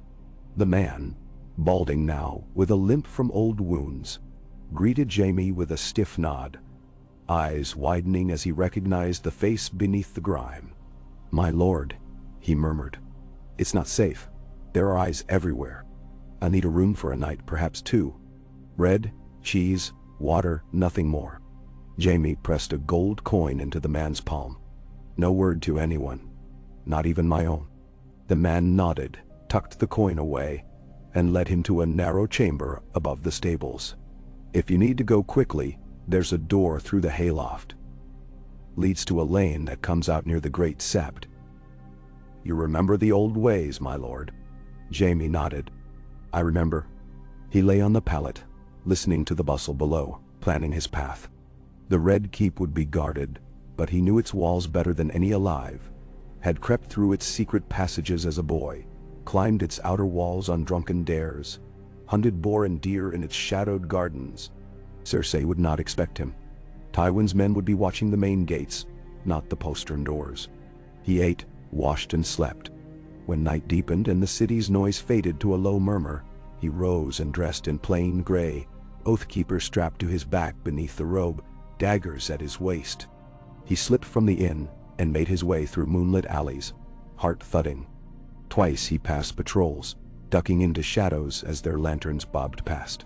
Once, he stepped over the body of a merchant, throat cut and purse emptied, his blood still bright in the gutter. At last he reached the high wall of the Red Keep. He found the old postern gate, shielded by thorns and shadow, and used his left hand to work the rusty latch. The hinges protested, but the door swung open, spilling a thin line of silver light onto the dew-damp grass. Within, the gardens were silent. He moved swiftly, hugging the walls, keeping to the deeper shadows. He scaled a low terrace, then climbed a narrow stair that spiraled up to a hidden corridor, its dust disturbed only by rats. He paused outside a tapestry-hung alcove, listening. There, the faint rustle of silk, the sound of two men talking in whispers. He pressed himself against the wall, heart pounding. One voice, a low, clipped tenor, familiar even through the years. Qyburn. The other, smooth and mocking, Pycelle, or perhaps Maester Balabar, who had replaced him after Cersei's last purge. The queen grows restless, Maester. She demands another shipment prepared by sunrise. The gold cloaks must not see the barrels, do you understand? No. Of course, the old man wheedled. But the pyromancers? She does not trust the pyromancers, Qyburn snapped. Only the Silent Sisters know all the vaults. That is enough. Go. Footsteps faded. Jaime waited until he heard the click of the far door, then moved quickly, stepping over the loose flagstone he'd marked as a boy. He pressed on, up another stair, through a panel that swung open at his touch. The queen's apartments lay ahead, Rick, perfumed, guarded by two Lannister men-at-arms. He straightened his cloak, dropped the hood, and walked forward as though he owned the place. The guards stiffened, eyes widening. One opened his mouth to shout, but Jaime cut him off with a raised hand. Sir Jaime Lannister, returning from the north. I bring word from Lord Tywin. He fixed the man with a hard stare, daring him to question. The guards hesitated, then opened the doors. Jaime swept inside, boots silent on the thick carpets. Heart beating so loud he thought Cersei must hear it from the other room. She stood by the hearth, golden hair tumbling loose about her shoulders, dressed in a gown of black and gold. A goblet of wine trembled in her hand, and her eyes, so like his own, fixed on him with mingled hunger and fury. You, she whispered, voice raw with hope and dread. I knew you would come back. Did you bring our father's blessing, or your own doom? He closed the door behind him, leaned against it, and for a moment just looked at her. She seemed to be both older and younger than he remembered. Hard lines at the corners of her mouth, but something childlike in the way she hugged herself, as if she might shatter at a breath. I brought neither, he said softly. Only the truth and a warning. Cersei laughed, a sound like breaking glass. Truth? You come as a traitor, with the wolves at your back and a knife for my heart. Don't lie to me, Jaime. I know what they say. Oathbreaker. Kinslayer. Kinslayer next, is that it? Jianden. He crossed the room, hands held wide, letting her see the empty sleeve, the golden hand, the battered scabbard. I came to save you, Cersei, from yourself if need be. Tywin's war is lost, though he does not see it yet. The north rises, the riverlands bleed, and the dead walk in the farthest fields. You cannot win this war with fire. You cannot burn the world to keep your throne. She glared at him, green eyes fever bright. I'm the queen. I will burn what I must. If I must tear the sky asunder, I will. The dragons. He moved closer, dropping his voice to a hush. There are no dragons in King's Landing, Cersei. Only you and the wildfire you hoard. I saw what it did once. I will not let it happen again. She flung the goblet at him. It missed, shattering against the wall. Wine streaked down the marble like blood. You always betray me, Jaime, she spat. First for our children, now for our enemies. The Starks will slit your throat the moment you turn your back. You are a fool to trust them. I trust them more than I trust wildfire, he said. Or Lannisters who have forgotten what it means to be human. She stepped forward, face twisted in rage and fear. You would kill me then. Do it. Prove them right. Add another name to your list. He reached for her, but she jerked away, stalking to the window where the city's lights flickered in the dark. You should have stayed in the north, she whispered, or died on the wall. Perhaps I should have, Jaime said, voice breaking. He closed his eyes, remembered the snow falling on Winterfell, the hush of the godswood, Sansa's measured words, Jon's silent promise. But I'm here now, and I cannot let you burn the city. I will stop you, Cersei. I swear it. She whirled, tears gleaming. You would die for them? I would die to save you if I could, but I will not die for your madness. The game is lost. Tywin cannot hold the West, not with the North united and the Riverlands in flames. The realm will not burn for Lannister pride. Let go, Cersei. Surrender. There is a way back from this, if you take it now. She stared at him, lips trembling. For a moment, the mask slipped and he saw the girl she had once been. Frightened, hopeful, hungry for love. Then her face hardened. You know nothing of thrones or power, she hissed. You have always been weak. Get out, Jaime. Run back to your wolves. If you raise a hand against me, I'll see you dead before dawn. He bowed his head, the weight of failure pressing down. I love you, Cersei. I always have. But I cannot let you destroy what's left of us. He turned and walked from the room, the sound of her weeping following him down the corridor. The guard stood stiffly at attention, eyes averted. He passed them by, cloak hiding the hilt of Oathkeeper. He made his way through the hidden passages once more, moving quickly, heart heavy. At the bottom of the stairs, a shadow detached itself from the wall. A tall, thin man in black, with a pale, smooth face and quicksilver eyes. Varys, Jaime said quietly. I wondered when you'd find me. The eunuch bowed, a faint smile twitching his lips.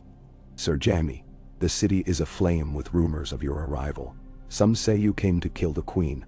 Others say you come to kneel. Which is it? Jaime met his gaze. I came to stop her.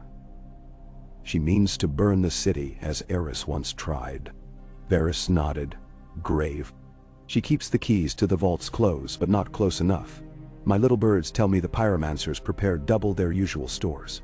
There is talk of a purge, sellswords to sweep the streets, sparrows to be hanged, every voice of dissent silenced. Even Maester Balabar has grown nervous. Jaime's jaw clenched. If I can't stop her, then you must. Varys inclined his head. I have plans and friends, but I will need more than whispers to succeed. He eyed Oathkeeper's hilt beneath the cloak. There are those who would rally behind a Lannister who stands for the realm. Who will you fight for, Jaime? The North? The small folk? Yourself? And until I fight for the living, Jaime said. For those who cannot burn, who cannot run, for the chance at peace. Varys considered, then slipped a folded parchment into Jaime's hand. Then you must leave tonight. The gold cloaks search for you even now. There is a ship at the Blackwater's edge, beneath the old wharf. Show them this. It will bear you north, to White Harbor or Bravos, as you choose. Jaime gripped the parchment, nodded his thanks, and melted into the night. He made his way back through the city, keeping to the shadows, heart racing. He passed beggars, lovers, thieves, each living their own lives beneath the threat of fire and steel. He wondered how many would survive the coming storm. At the wharf, a thin, sharp-faced woman waited beside a battered cog. She took the parchment, read the seal, then jerked her head. Below decks. Keep low. We sail on the next tide. He slipped aboard, hiding among the barrels of salt fish and bundles of old rope. The ship rocked gently, the water lapping at its hull. Above, the city glimmered, the red keep shining gold and cruel atop its hill. As the ship slipped free from its moorings, Jaime watched the lights recede. He saw Cersei's tower ablaze with candlelight, the flicker of pyres and torches and signal fires across the rooftops. He closed his eyes, said a silent prayer for mercy, for her and for himself, then turned away as the wind carried him north. Days passed in a blur of salt and sun, wind, and fear. The sailors kept to themselves, eyeing him with suspicion. At White Harbor, he slipped ashore at dawn, finding the docks quiet, the air sharp with the scent of fish and frost. He made his way through the city, seeking the Stark banners. In the great hall, Wyman Manderley greeted him with a deep bow and a careful smile. "Sir Jaime, you are expected. The Lady Sansa has sent word. A horse and an escort await you for the journey home." Omdine. The word echoed in his mind as he rode north. Oathkeeper at his side. The dragon-glass daggers, a silent promise against the darkness. The journey was long and hard, but the land seemed to welcome him, each mile carrying him farther from fire and closer to frost, to memory, to hope. At Winterfell's gates, Jon Snow stood waiting, cloak swirling in the wind, eyes cool and gray as the winter sky. Sansa beside him, her face pale but resolute. The yard was full of noise, children chasing dogs, men sharpening blades, women hauling water, but all fell silent as Jaime dismounted and handed Oathkeeper to Brienne, who waited just inside the walls. Jon stepped forward. "You did not kill her then?" Jaime shook his head. "No, Dot. Not for lack of trying, but for lack of need. She has lost already. Lost the city. Lost the realm. Lost herself." "Nice door." Jon nodded. Silent. "The wall has fallen. The dead march. We have need of every sword, every vow." Jaime drew Oathkeeper, knelt, and laid the blade at Jon's feet. "My sword, my life, for the living." Jon took the sword, weighed it in his hand, then passed it back. "Stand, Sir Jaime. You are no longer the Kingslayer. Today you are a knight of Winterfell. Tomorrow you ride beside us, against the true enemy." Jaime rose, feeling the weight of his years, his sins, his hopes. Brienne placed a steadying hand on his shoulder, and Sansa's smile was small, but real. The banners of the wolf snapped overhead, and the fires of Winterfell burned bright, not with destruction, but with the promise of life. Night fell, cold and clear, and Jaime stood atop the ramparts, gazing north to the darkness beyond the wall. He felt no fear, only the steady thrum of his heart, the promise he had kept, the road that stretched before him, long and hard and glorious. Somewhere in the deep woods, a direwolf howled, and Jaime smiled. A lion in the wolf's den, a night at last, ready for the storm. And so began the true war, not for thrones, but for the world itself, a war of living and dead, of memory and hope. Jaime Lannister stood at the heart of it, sword in hand, vows unbroken, at peace at last with the man he had become. The dead came with the blizzard, a white tide swallowing fields and forests and stone. By dawn's first bruised light, Winterfell's walls vanished behind swirling snow, and 100 torches guttered low in the wind, their flames trembling like the hope of every man and woman huddled in the castle's embrace. Jaime Lannister stood atop the battlements, gloved left hand clenched around the hilt of Oathkeeper, golden right pressed against the frozen stone. He watched the horizon blur and reform. Shadows flickering behind the storm, shapes neither living nor wholly dead. For 3 days, the North had waited. Scouts on fleet-footed geldings returned each morning with darker tales. Villages emptied, cattle left to freeze in their stalls, bones scattered in pale drifts. The advance of the Whites was marked not only by corpses, but by silence. The birds had fled. Wolves had vanished deep into the haunted woods. Even the crows at the wall had gone. Jaime had thought he knew cold. He had fought at the fords of the Trident in armor rimed with frost, had knelt before the silent gods of Winterfell and sworn oaths with snow melting on his brow. But this was cold that clung to the heart, that hollowed out the marrow. To the east, the White Knife River lay frozen solid, its surface scoured smooth by wind and the tread of things that did not fear ice. Beyond, the King's Road was a scar of churned earth and shattered wagons, marked by the retreat of refugees who had not run fast enough. There was no mercy in winter, not now, not ever. He felt the presence beside him before he heard the voice. Brienne, in battered plate and stark gray surcoat, her blue eyes intent on the snow-laden dark. She had refused to rest, refused even a moment by the fire. In the last 2 days, they had grown used to reading one another's silences, companions in arms, and something stranger, deeper, forged in fire and regret. "They'll be upon us before noon," she said, her voice hoarse from shouting orders. He nodded. How many did the last patrol count? Too many. She hesitated. "It does not matter. One is enough, if we falter."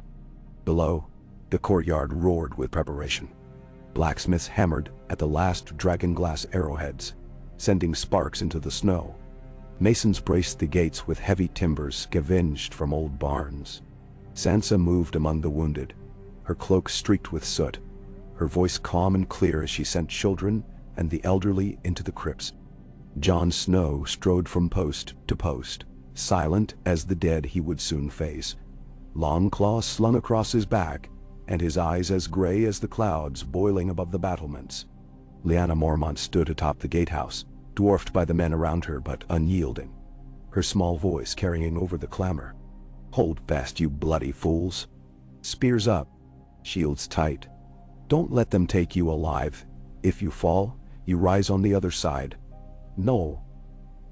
Davos moved among the archers, passing out flasks of lamp oil and muttering prayers in the old tongue.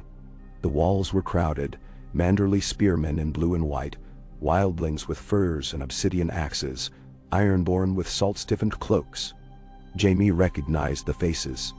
Sir Roderick Castle's daughter Alysanne, eyes fierce beneath her helm. Jorah Mormont, gray in beard and sorrow, his sword bright with dragonglass. Theon Greyjoy knelt by the godswood, whispering apologies to roots that would never forgive him. A bell tolled, a single, flat note that hung in the air like a death sentence. Brienne drew Oathkeeper and raised it in salute. Jaime did the same, their blades flashing together above the battlements. "If this is the last day," she said, "I am glad to face it beside you." He tried to smile. "I would rather it be another day, another field, but I would not choose another shield."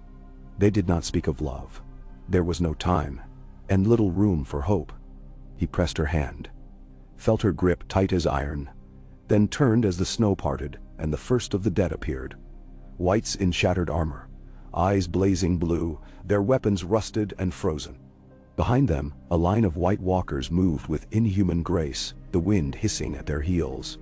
And somewhere in that sea of death, Jaime glimpsed shapes that had once been Menhind known, Menhind killed, Menhind failed, men who had fought for banners that now meant nothing. The Northmen cheered, a thin, desperate sound. Arrows hissed from the walls, each tipped with dragonglass, each flight a prayer. The first ranks of whites fell, their bodies shattering against the ice. The ones behind clambered over their corpses, heedless, relentless, driven by a will that could not be bargained with. The clash was thunder and ice, fire and blood. Jaime shouted orders, swinging Oathkeeper in wide arcs, feeling the blade bite through flesh that was colder than any steel. His left arm ached, muscles burning, but he did not falter. Brienne fought at his side, each blow a rebuke to death, each step an oath renewed. The dead surged against the gates, their hands clawing at the wood, splinters flying. Northmen hurled firepots from above, oil exploding in sheets of orange and black. The screams of the dying mingled with the howls of the dead. A white walker climbed the parapet, spear of ice gleaming. Jaime met it, parrying the first thrust, slashing sideways with all his strength. The creature moved like moonlight, silent and swift, but he matched it. Left-handed, awkward, but unyielding. Brienne joined him, Oathkeeper and its twin clashing in a blur of silver. The walker's spear shattered, shards of blue fire raining down. Brienne's blade found the thing's throat, and it exploded into a cloud of snow and ash. Jon Snow appeared, his face streaked with blood and frost. "The crypts!" he shouted.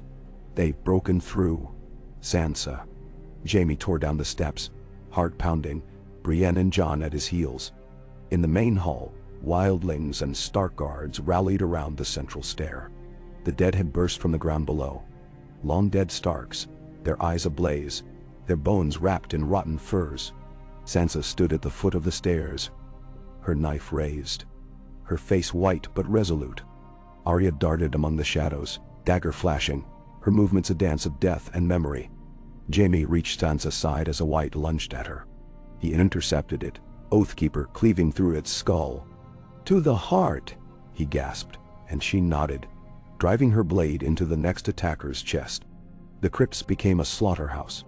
Dust choked the air, the screams of the living echoing off stone. For every white they felled, 2 more rose. Brienne led a knot of survivors toward the back, Arya vanishing into the dark. Jon and Jaime held the stair, blades flashing. When the dragonglass ran low, they fought with torches, fists, whatever they could grasp. Jaime's golden hand cracked skulls as readily as any mace. Suddenly, a shriek split the gloom. The cry of a dragon, torn and wounded. Above, blue fire blazed through the night, shattering the courtyard. Jaime looked up in time to see the Night King astride the corpse of Viserion, blue flames licking from the dragon's ruined jaws. The walls of Winterfell glowed red, stone running like wax. The dead redoubled their assault, pressing the defenders back inch by inch. "Fall back," Jon shouted. "To the Godswood." Jaime grabbed Sansa's arm, pulling her toward the old heart tree, its red leaves still bright even beneath the snow. Brienne gathered the last survivors, Davos, Lyanna, Theon, a handful of wildlings and children. Arya reappeared, her face smeared with ash, her blade dripping black blood. The Godswood was a circle of silence in the storm. Snow fell in great soft sheets, muffling the cries of the dying. The Night King circled above, dragons shrieking, blue fire licking the tops of the ancient trees. The survivors formed a ring around the heart tree, every blade ready, every face set. Jon moved to the front, Longclaw gleaming. "This ends now," he said. The Night King dismounted, landing among the dead with the grace of an ancient god. His eyes met Jon's, then Jaime's, then Sansa's, each in turn. He raised a hand, and the dead stopped, waiting. Jaime felt his heart hammering. He remembered Eris, remembered the taste of fear, the scent of wildfire, the cost of hesitation. He took one step forward, Oathkeeper raised. "We are not afraid," he said. His voice rang in the cold. "We are not yours." The Night King cocked his head, as if amused. He stepped forward, sword of ice gleaming, and pointed at Jon. The battle was a blur, a flurry of movement, of blows traded and parried, of fire and frost colliding. Jaime fought at Jon's side, Brienne and Arya flanking them, Sansa and Davos guarding the children and the wounded. Every breath was pain, every heartbeat a miracle. Jon met the Night King blade for blade, Longclaw ringing against the ice sword. The Night King was stronger, faster, ancient beyond comprehension. Jaime lunged, driving Oathkeeper into the creature's flank. The blade bit, the Night King staggered. Brienne's sword flashed, Arya's dagger found a gap in the armor. The creature howled, blue fire spilling from its mouth. It seemed endless, an eternity of struggle, the weight of every life and death in the world pressing down upon them. At last, Arya darted forward, dragonglass dagger raised. The Night King caught her by the throat, lifted her into the air. She gasped, struggling, her blade falling to the snow. Jaime lunged, slashing at the creature's wrist. Oathkeeper sang, severing the dead flesh. Arya fell, gasping, rolling free. Jon drove Longclaw through the Night King's chest. Brienne's blade drove in from the other side. For a heartbeat, all was silent. Then the Night King exploded in a blast of ice and shadow. The whites screamed, shuddered, and collapsed, bones and flesh turning to snow. The dragon above reared, then tumbled from the sky, blue fire trailing like a comet. The silence that followed was not relief, but exhaustion. A great sigh from the world itself. They stood in the ruins of the Godswood, snow falling gently, the ground littered with the dead. Jon knelt, his breath ragged. Brienne dropped her sword, leaning against the heart tree. Arya hugged her knees, eyes closed, tears streaming down her cheeks. Sansa moved among the wounded, her hand steady, her voice soft. Jaime stood a long while, Oathkeeper still in his grip. He looked at the faces around him. Jon, Brienne, Arya, Sansa, Davos, Lyanna, Theon. Each marked by loss, each still standing. He thought of Cersei, of Tywin, of everything he had once believed. He had not saved a city or a kingdom, but he had stood for the living, for honor, for hope. In the days that followed, the survivors buried their dead. The snow melted slowly, revealing the shattered walls and the blackened stones. Birds returned to the trees, and the children emerged from the crypts, eyes wide, voices rising in laughter and song. The North remembered, and the North endured. Jaime helped rebuild the walls, his golden hand guiding stone and timber. He sparred with the young, trained them in the art of the sword, taught them that courage was not the absence of fear, but the will to stand in its face. He walked the Godswood each morning, Oathkeeper at his side, the red leaves whispering secrets in the breeze. Brienne remained by his side, her strength an anchor, her honor a light in the darkness. They did not speak of love, but it was there, in every glance, every shared silence, every hand clasped tight. Sansa ruled Winterfell with wisdom and grace. Jon wandered the wild places, seeking peace. Arya set out on the road once more, her blade sharp, her heart her own. Years passed. The snows came and went, the seasons turning. The stories of that night, the night of the last battle, the day the dead fell, were told and retold, each teller adding their own flourish, their own truth. Jaime's name was spoken with respect, not fear. He became not the Kingslayer but the Oathkeeper, the Lion of the North. When at last he died, it was not in battle, but in his sleep, beneath the boughs of the heart tree, Brienne's hand in his. The North remembered him, as it remembered all those who had stood for the living, all those who had chosen honor over power, hope over despair. And the world, battered and scarred, endured. For in the end, that was the truest oath, one that could not be broken, so long as there were those willing to keep it. When the winter finally broke, it did not do so all at once. The cold retreated inch by grudging inch, banished not by the sun's sudden mercy, but by the steady, patient labor of thousands. The snow that had blanketed the battered stones of Winterfell melted in rivulets, pooling in the castle's old cracks, trickling down to join the ancient springs beneath the keep. The air lost its bitter edge, filling instead with scents that were both new and old. Earth, wood smoke, the faint sweetness of new grass fighting its way through frozen mud. The dead had gone. The living remained. Jaime Lannister moved like a ghost through the corridors, golden hand dulled beneath a new patina of grime. He had stayed at Winterfell long after the pyres were burned low, longer than he had ever imagined, drawn by a sense of duty he had never felt in all the years he had worn armor, or knighthood, or a king's trust. Sometimes he wondered at it himself, a lion grown content among wolves, a broken oathkeeper who now clung to each small promise, as if it might mend every shattered piece of the man he had once been. The North did not welcome him easily.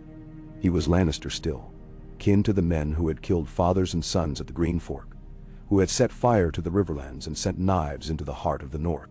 When he passed through the marketplace, the butcher's boys fell silent, and the old fishwives spat in the mud at his boots. The old men who sharpened axes for the woodsmen sometimes paused, hands frozen on whetstones, watching him with eyes gone watery from loss and years. But it was also true that, in time, suspicion eased. He did not demand privilege.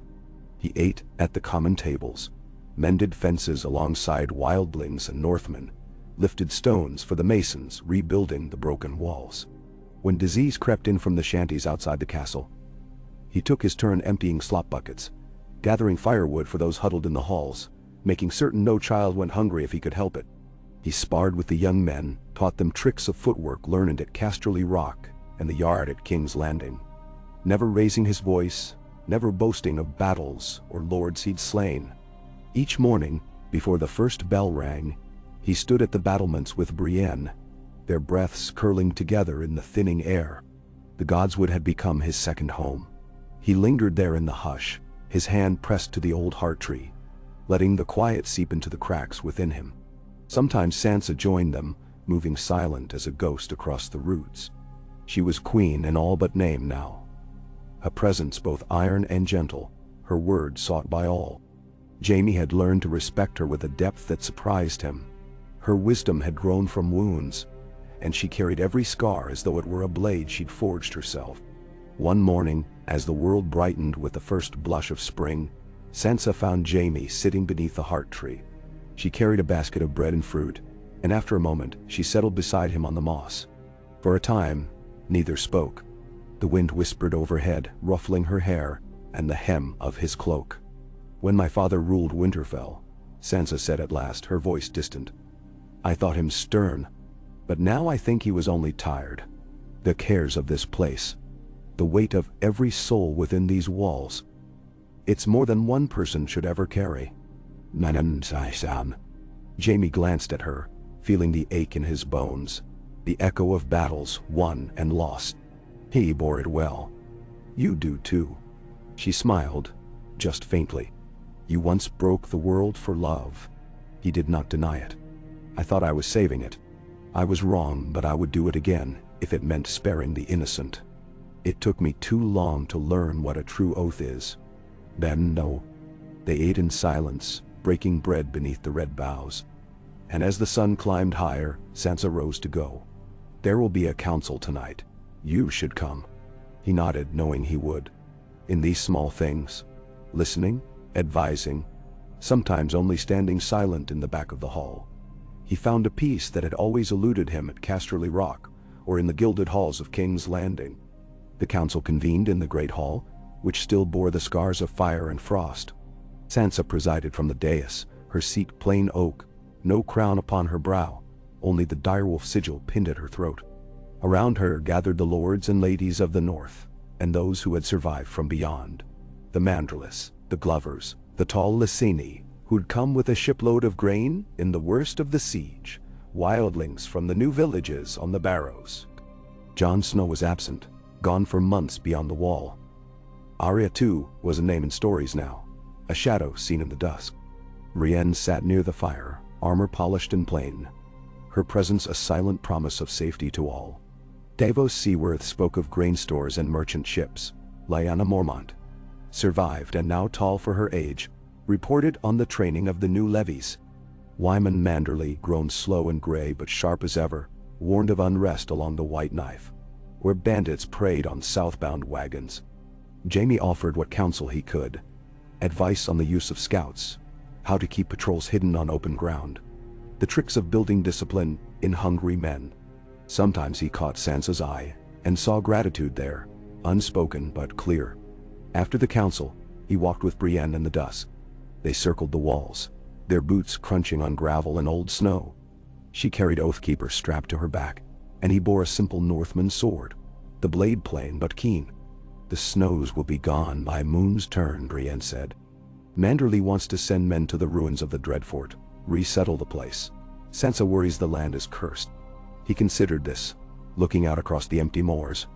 "Curses are only stories, Brienne. Places heal if given time. So do people, sometimes." She smiled, a little sadly. "Not always." They stopped at a breach in the wall, one still being repaired. From here, the plain ran to the distant woods, blue in the last light. "I never thought I'd see the world whole again," Jaime said. "Not after so much loss." Brienne touched his arm. "You helped make it so. Don't forget that." They stood a long time in silence, side by side, the past and the future laid out before them like the land itself.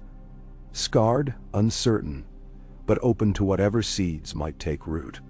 That night, Sansa invited Jaime and Brienne to her private solar, a small chamber above the hall.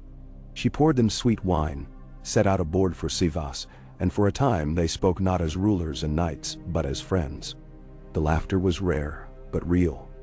And for a while, the weight of the world seemed lighter.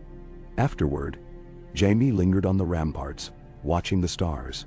He thought of Cersei, long dead, her bones now dust beneath the rubble of the Red Keep, and felt no bitterness, only a fading sorrow. He thought of Tyrion, whose fate he did not know, of his children, scattered or slain in the old wars, of Tywin, whose shadow was finally gone from his heart. He thought most of all of the lives saved here, the children learning to walk again on green grass, the old men who taught stories beside the fire, the new peace that had settled over the north like the hush after a storm. In the days that followed, he set himself to teaching swordplay for the young, the art of horsemanship, the hard lessons of honor and mercy. Brienne was often at his side, her patience endless with the awkward and the fearful. The children adored her. Even the most stubborn Northmen came, in time, to trust her judgment. The walls of Winterfell rose higher each week, stone by stone, as masons and carpenters rebuilt what the storm of death had shattered. Wildlings, now called free folk, sent gifts from their villages, furs, smoked fish, crude jewelry carved from antler. In time, Sansa decreed a festival, one to mark the first spring without fear, and for days the castle rang with music and laughter. The scars of war remained, of course. Many would never be whole, but life, relentless, refused to yield. Fields were sown. Wolves were seen again in the woods. Children's voices chased crows from the roofs. Jaime and Brienne became a familiar sight, riding together at dawn, walking the ramparts at dusk, sometimes venturing to distant villages where trouble brewed. They faced dangers still. Bandits, the remnants of old loyalties, the unpredictable fury of men who could not live in peace. But they faced it together. On a morning thick with mist, Jaime woke early and found Brienne already in the yard, sparring with Lyanna Mormont and two young free folk women. He watched the dance of blades, Brienne's sure, graceful, Lyanna's fierce and clever. The free folk wild and unpredictable. Afterward, he sparred with Brienne himself, laughter mixing with the clash of steel. At one point, he overreached, and she swept his legs from beneath him, sending him sprawling in the mud. He groaned, then laughed as she offered her hand, pulling him upright. "You're getting slow, Sir Oathkeeper." He grinned, brushing mud from his cloak. "You're getting better, my lady. Soon I'll have to ask you to go easy on me." She shook her head, smiling, and they fell into step, their boots squelching through the soft earth. That day, word came from the south. A rider bearing a letter from King's Landing. The realm was rebuilding. A council of lords ruled while a child king grew into his crown. The queen mother was dead, the faith weakened, the gold cloaks in disarray. The letter was polite, asking for peace and tribute, inviting the north to send representatives. Sansa read it aloud at council, her face composed. "We will answer," she said, her tone quiet but firm. "We will send what is fair. But we kneel to no one. Not ever again." The council agreed, and the letter was returned with words as careful and iron as the walls they'd rebuilt. Jaime watched Sansa, proud of her strength, and saw in her all the promise of the realm reborn. That summer, the fields yielded more than anyone dared hope. The free folk built new villages along the wall's ruins. And Jon Snow returned at last, wild-eyed and changed, a shadow of the wolf always at his side. He spoke little, but stayed long enough to remind the North of who they were and what they had survived. Arya came and went, sometimes a rumor, sometimes a shadow at a feast, her stories strange and wild. She and Jaime shared a drink one night by the fire, neither saying much, both understanding what it was to carry ghosts. In autumn, Brienne and Jaime rode north to treat with the free folk. They spent days in the wild, sleeping beneath stars, sharing tales with chieftains and hunters. It was there, under the aurora's shifting light, that Jaime asked Brienne to remain at his side forever. She laughed, then wept, then said yes, her voice rough with feeling. They returned to Winterfell, and, with Sansa's blessing, were wed beneath the heart tree. The whole castle turned out in celebration. Their life together was not a tale of glory but of simple things: work, laughter, shared burdens, the raising of Sansa's wards, and the children of the war-orphaned. Jaime was no longer lion, no longer kingslayer. but simply a man, a knight, a teacher, a friend. Brienne was his equal in all things, his shield and his guide. Years passed. The old names faded into legend. The wall was never rebuilt, but peace held, and the world for a time was gentle. Sansa ruled with wisdom. Jon watched the wild places. Arya's legend grew with each passing season. When at last Jaime grew old, it was not in pain or regret, but with the quiet knowledge that he had kept his final oaths. He sat with Brienne beneath the heart tree, watching the young spar in the yard, and felt the worlds turning with a peace he had never known. "I am glad," he said to her one night, as the stars wheeled above, "that you found me, that you believed I could be more." She squeezed his hand, the grip as strong as ever. "You were always more, Jaime. You only needed to see it." No, Bendo. He died not long after, his hand in hers, his face turned to the dawn. They buried him beneath the heart tree, the red leaves falling like blessings. The North remembered him, not as lion nor as kingslayer, but as oathkeeper, the knight who chose honor at the end, and taught others how to live. The old stories faded. The new world blossomed. And somewhere, in the quiet between roots and stars, the man Jaime Lannister had once hoped to be lingered on, steadfast as the heart of winter, faithful as spring's return. Spring gathered slowly and with a certain stubborn pride in the north, as if even the sun and the wind understood that peace in this country must be earned one patient hour at a time. The ice melted in streaks and splashes, not in floods. The snowbanks thinned, but would not vanish entirely, hugging the edges of fields and forests where the shadow of the past was thickest. In the courtyards of Winterfell, children ran barefoot over wet flagstones, shrieking with laughter at the first cold green shoots daring the chill. Ravens nested in the bell towers again, their calls rolling over the rooftops as the songs of life, soft, slow, defiant, rose to greet another season. Jaime Lannister felt the years catch up with him in that gentle thaw, each ache and scar more pronounced after long nights of council and cold mornings, sparring with the younger guards. Yet for all the fatigue that settled into his bones, he also felt a growing lightness, a kind of quiet he had never known at Casterly Rock or King's Landing, where each day had been haunted by expectation, ambition, and the ghosts of family. Here, he was not lion or lord or oathbreaker. He was simply Jaime, the sword hand who taught the squires, the watchful eye at the gate, the companion at Sansa's council, Brienne's husband in all but name. Sometimes he would catch his reflection in a window or pond and barely recognize the man he had become. The North watched him as it watched everything, closely, slowly, and with an enduring memory. It was not only the small folk who measured his deeds. The great lords of the region, having survived the War of the Dead and the worst southern ambitions, saw in him both the weight of past wounds and the hope of old enmities finally healed. There were mutterings, of course, in smoky taprooms, and beneath the stands of the rebuilt market. Rumors of the day Jaime Lannister had walked through Winterfell's gates as a captive, and lived to be counted among the castle's truest defenders. Yet those mutterings faded as season followed season, and the fields around the walls turned green again, and as the children who had survived the war grew strong beneath his tutelage. One such child was Willem, a stonemason's son, sharp-tongued and quick-witted, who had lost both parents in the first winter of the dead. Jaime taught him sword and shield, and watched as the boy's anger was slowly replaced by a quiet pride in his skill. Another was Mira, a wildling girl taken in after her clan's desperate flight south. Brienne taught her the long axe, and together they found in the dance of arms a language neither quite shared with the other, but both understood. In the mornings, Jaime and Brienne would ride out along the edge of the Godswood, where the mist still clung to the ground. Sometimes they rode in silence, content in the rhythm of hoofbeats and birdsong.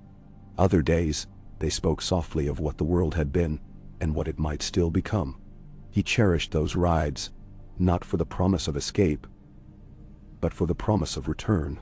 Always, Winterfell loomed behind them, a place scarred but unbroken, rising anew from the frost and sorrow of war. Sansa's rule was as steady and clear as the bells that tolled each hour from the highest tower. She listened to her counselors, but her word was always final. She sent grain south when the riverlands were struck by drought, and in return, the Tullys sent masons and master carpenters to repair the old bridges and aqueducts. She opened the gates to wildlings who wished to stay, giving them land along the Barrowlands. Those who did not linger drifted north, following their own stars beyond the ruined wall. Under her care, the scars of war became the lines of a new map. Settlements grew along old roads, the woods were replenished with new saplings, and the wells dug by the dead for their camps became lifelines for the living. Jaime was there for every season's turning, sometimes at her side, sometimes working with Brienne to settle disputes in the outlying villages. The name Oathkeeper became something whispered by both children and adults, a story of a knight who stood with the North when it was most alone, and who gave everything to teach the next generation what it meant to stand for something beyond oneself. Jon Snow returned more than once, always unexpected, always leaving before the stories could catch up to him. The people of Winterfell greeted him as kin and hero, but he never stayed for the feasts. He spoke with Sansa, walked the Godswood in the dark hours with Arya when she visited, and shared a drink in silence with Jaime and Brienne by the dying fire. When he spoke at all, it was of the far north, how the wild places were waking, how new things stirred in the old forests. He smiled more than he once had, and the weight of command seemed to have melted from his shoulders, replaced by something like hope. Arya was wilder still. She came with the wind and went with the stars, her stories always half myth by the time she rode out again. The children followed her through the halls, daring each other to copy her impossible leaps or try to track her down in the crypts. Once, she and Jaime sparred in the training yard, blades moving too fast for the eye to follow. At the end, she pressed her sword to his heart and whispered, "That's for Bran." He laughed, heart unburdened by the guilt that had haunted him since that fateful day in King's Landing. She grinned and clapped him on the shoulder, and later that night, he saw her laughing with Sansa, as if the years between were nothing. The free folk sent representatives to the Spring Council. Fierce women with furs draped over one shoulder, men with the scars of old raids. They brought gifts of carved bone and strong spirits, and sometimes settled disputes by wrestling in the snow.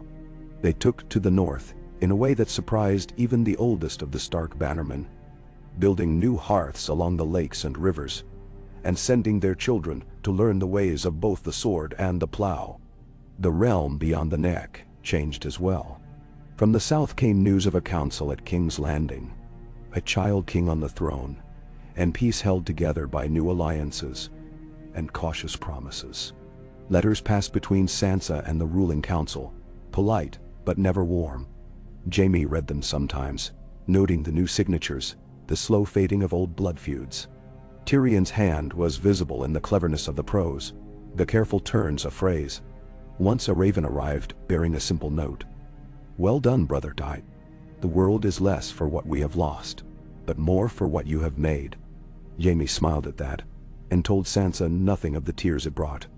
Brienne and Jaime grew older together, their love neither loud nor desperate, but as enduring as the stone beneath their feet. They spent winters in the hall, reading old tales to the children, playing savas by the fire, walking the battlements as the snows fell. In summer, they hunted in the woods, taught the young the old songs and the new ways of peace. The scars Brienne bore from the war were badges now, honored in feasts and stories. She became Lady Commander of the Winterfell Guard, and her name was spoken in the same breath as Lyanna Mormont and Old Nan, living legend and steadfast friend. Their life was not without hardship. Plague and famine threatened more than once, and bandits haunted the borders, clinging to old loyalties and older grudges. Jaime rode out to parley or fight as needed, Brienne at his side, their names a warning and a promise to all who thought to test the strength of the North.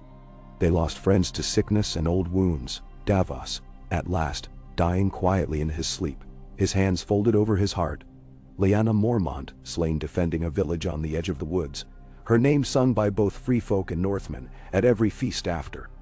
Jaime buried his grief in work and in memory, never running from the pain but carrying it as another lesson for the children he taught. He watched the young grow strong, saw Willem and Mira spar as equals, watched their children one day tumble at their feet. Each year he and Brienne planted a new sapling in the Godswood. A promise, she said, that the old world was not the only one worth remembering. On the last night of one such spring, Sansa gathered them all in the hall for a feast. The banners of wolf, bear, and sun hung side by side. The air was thick with the scent of roasting meat and sweet cakes. The children chased dogs beneath the tables. The old men played dice in the corners. Brienne and Jaime sat together at the high table, cups of sweet wine in hand, laughter bright in their eyes. Sansa rose to speak, her hair streaked now with silver, her voice as steady as ever. "We have seen the world burn," she said. "We have seen the dead walk, and the living stand together to push back the dark. We have lost much, but we have gained more: friendship, peace, the chance to build again. Let us never forget that we are the memory of the world, and that our strength lies not in banners, but in the promises we keep to one another." The hall roared its approval, and Jaime found Brienne's hand beneath the table, her fingers warm and strong around his. Later that night, as the fires burned low and the stars wheeled overhead, they stood together beneath the heart tree, its red leaves fluttering in the breeze. "Do you ever regret it?" she asked, her voice barely a whisper. He shook his head. "No, not for a single breath." She leaned against him, her head on his shoulder. "Nor I." Time passed, and with it, the memory of war dulled, though never vanished. The children grew and scattered, some to the wild places of the north, some south in search of new fortunes. Jaime grew slower still, his hair turned to silver, but his eyes remained sharp, his mind keen. He wrote letters to Tyrion, to old friends in the Riverlands, to those who had once called him foe. One winter's night, years after the last threat of the dead had faded into story, he fell ill. Nothing dramatic, just the weariness that comes to all at the end. He lingered a week, tended by Brienne and Sansa and a dozen others. On the last day, as the snow fell soft and thick outside the window, he asked to be carried to the Godswood. There, beneath the heart tree, surrounded by those he loved and those he had helped shape, he spoke the only prayer he had ever truly known, a promise to keep his word, to do no harm, to love as fiercely as the world allowed. Brienne knelt at his side, her hand in his, her face streaked with tears. Sansa, strong and still, held his other hand, her eyes bright with pride and sorrow. As the sun rose, casting the Godswood in golden light, Jaime Lannister, Kingslayer Oathkeeper, the lion who became a wolf, closed his eyes and let go of the world. He was buried beneath the heart tree, wrapped in a plain shroud, Oathkeeper beside him, Brienne's hand on his chest for one last moment. The North remembered him, as it remembered all who had stood at its side when the world had needed them most. And as spring returned, and the children danced beneath the boughs, and the stories grew richer and kinder with every telling, it seemed the world itself remembered as well. Each leaf, each song, each promise kept, a testament to the man who had chosen at the end to live by his word and by his love. K. Enjoy, Izun, Edward Star, up to ye. Years after the snows of the last great winter melted, the land beyond Winterfell flourished as it had not since the Age of Heroes. The fields of the north ran green and thick, heavy with barley and oats, while orchards along the White Knife bore fruit that set the market square humming all day and well into dusk. Where fire and death had once claimed the forest, saplings pushed skyward as if reaching for a kinder world. In that new peace, old fears retreated to the shadows, and the living at last remembered what it was to hope. Time marked the people, even as it healed the land. Sansa Stark, Lady of Winterfell, ruled her seat with the measured hand of memory and the steady will of someone who had lost nearly everything and returned to shape what survived. Her hair had grown streaked with silver, and though a smile played more often at the corners of her mouth, there was always something still and solemn in her eyes, an understanding passed from mother to daughter and forged anew through every trial endured. Brienne of Tarth grew into legend with the changing years, the lady commander who never raised her voice, nor struck in anger, but whose presence alone quieted tempers and sent brawling boys to their knees with a word. Her patrols roamed farther than ever, keeping safe the high roads that threaded the north, and children born in the peace would gather in secret to speak her name as if it were a spell. Oathkeeper, the tallest of the wolves, and Jaime, once Lannister, now remembered by none in the north as anything but Oathkeeper, moved through this new world with a deliberate patience. The gold in his hair faded to white, his stride slowed, but he remained a constant figure, on horseback beside Brienne as patrols returned from the wild villages, or in the yard teaching the youngest of Winterfell's wards the art of the sword. His golden hand, dulled and battered, became a badge rather than a burden. Children tugged at it in awe, asking if the stories were true, and he would laugh, spinning them tales that made them shriek or tremble, depending on the season. The castle itself thrived. Masons finished the last repairs to the battered southern wall. The summer Arya returned, riding up through the mist before dawn, a gray direwolf at her heels, and a pack full of treasures from a world the rest of Westeros only half believed existed. She stayed for months, teaching the North's children not just to hunt or track, but to think with their own minds, to question what the world might hold beyond the edge of the maps. When she left, she promised to return before the next winter. She left her direwolf behind, Ghost now a legend in his own right, who slept at the foot of Jon Snow's old bed and roamed the woods by night. Jon returned too, though only with the turning of the longest seasons. His hair had gone wild and silver at the temples, his clothes a mixture of northern furs and strange fabrics brought from beyond the wall. He spoke little of what he'd seen, but those who shared a cup with him said he was at peace. Haunted, but no longer hunted by his own ghosts. The wildlings in their new settlements on the tundra treated him as a chief, but in Winterfell, he was always just Jon, brother, friend, the wolf who had gone farther than any. Manderlys, Glovers, Serwans, and the children of the free folk grew into the fabric of Winterfell's life. Disputes still rose and tempers still flared, but never with the bitterness or violence that had once split the North apart. Sometimes the children of the wildlings and the old houses would quarrel, but more often they could be seen competing on the archery range, sharing bread in the kitchens, or running through the godswood. With each new year, the differences between the children faded, until even the old lords could not tell where one bloodline ended and another began. Jaime, as his strength waned, leaned ever more on Brienne, who seemed to grow only more formidable with the passage of time. They did not wed with banners or feast, but before the heart tree, with Sansa, Arya, and Jon as witnesses, they pledged their lives to each other and to the North. No maester read the words, no septon gave a blessing. It was enough that the godswood listened, and that the children wove flowers into Brienne's sword belt, and that the wolves howled when the vows were done. Their home was a quiet chamber in the gatehouse, overlooking the fields to the south. In the evenings, Jaime would sit by the window as Brienne mended gear or polished her sword, and together they would watch the last orange and gold light slip away behind the old stone, content in a peace neither had dared imagine. With age, Jaime's dreams grew clearer, not muddled. In sleep he walked the halls of Casterly Rock and the gilded steps of the Red Keep. But there was no bitterness in these dreams, only a distant fondness, as if he were recalling the tales of another life. Sometimes, Tyrion's laughter would echo down the corridors. Sometimes, the face of his father would appear, proud but at last untroubled, and fade away before Jaime could speak.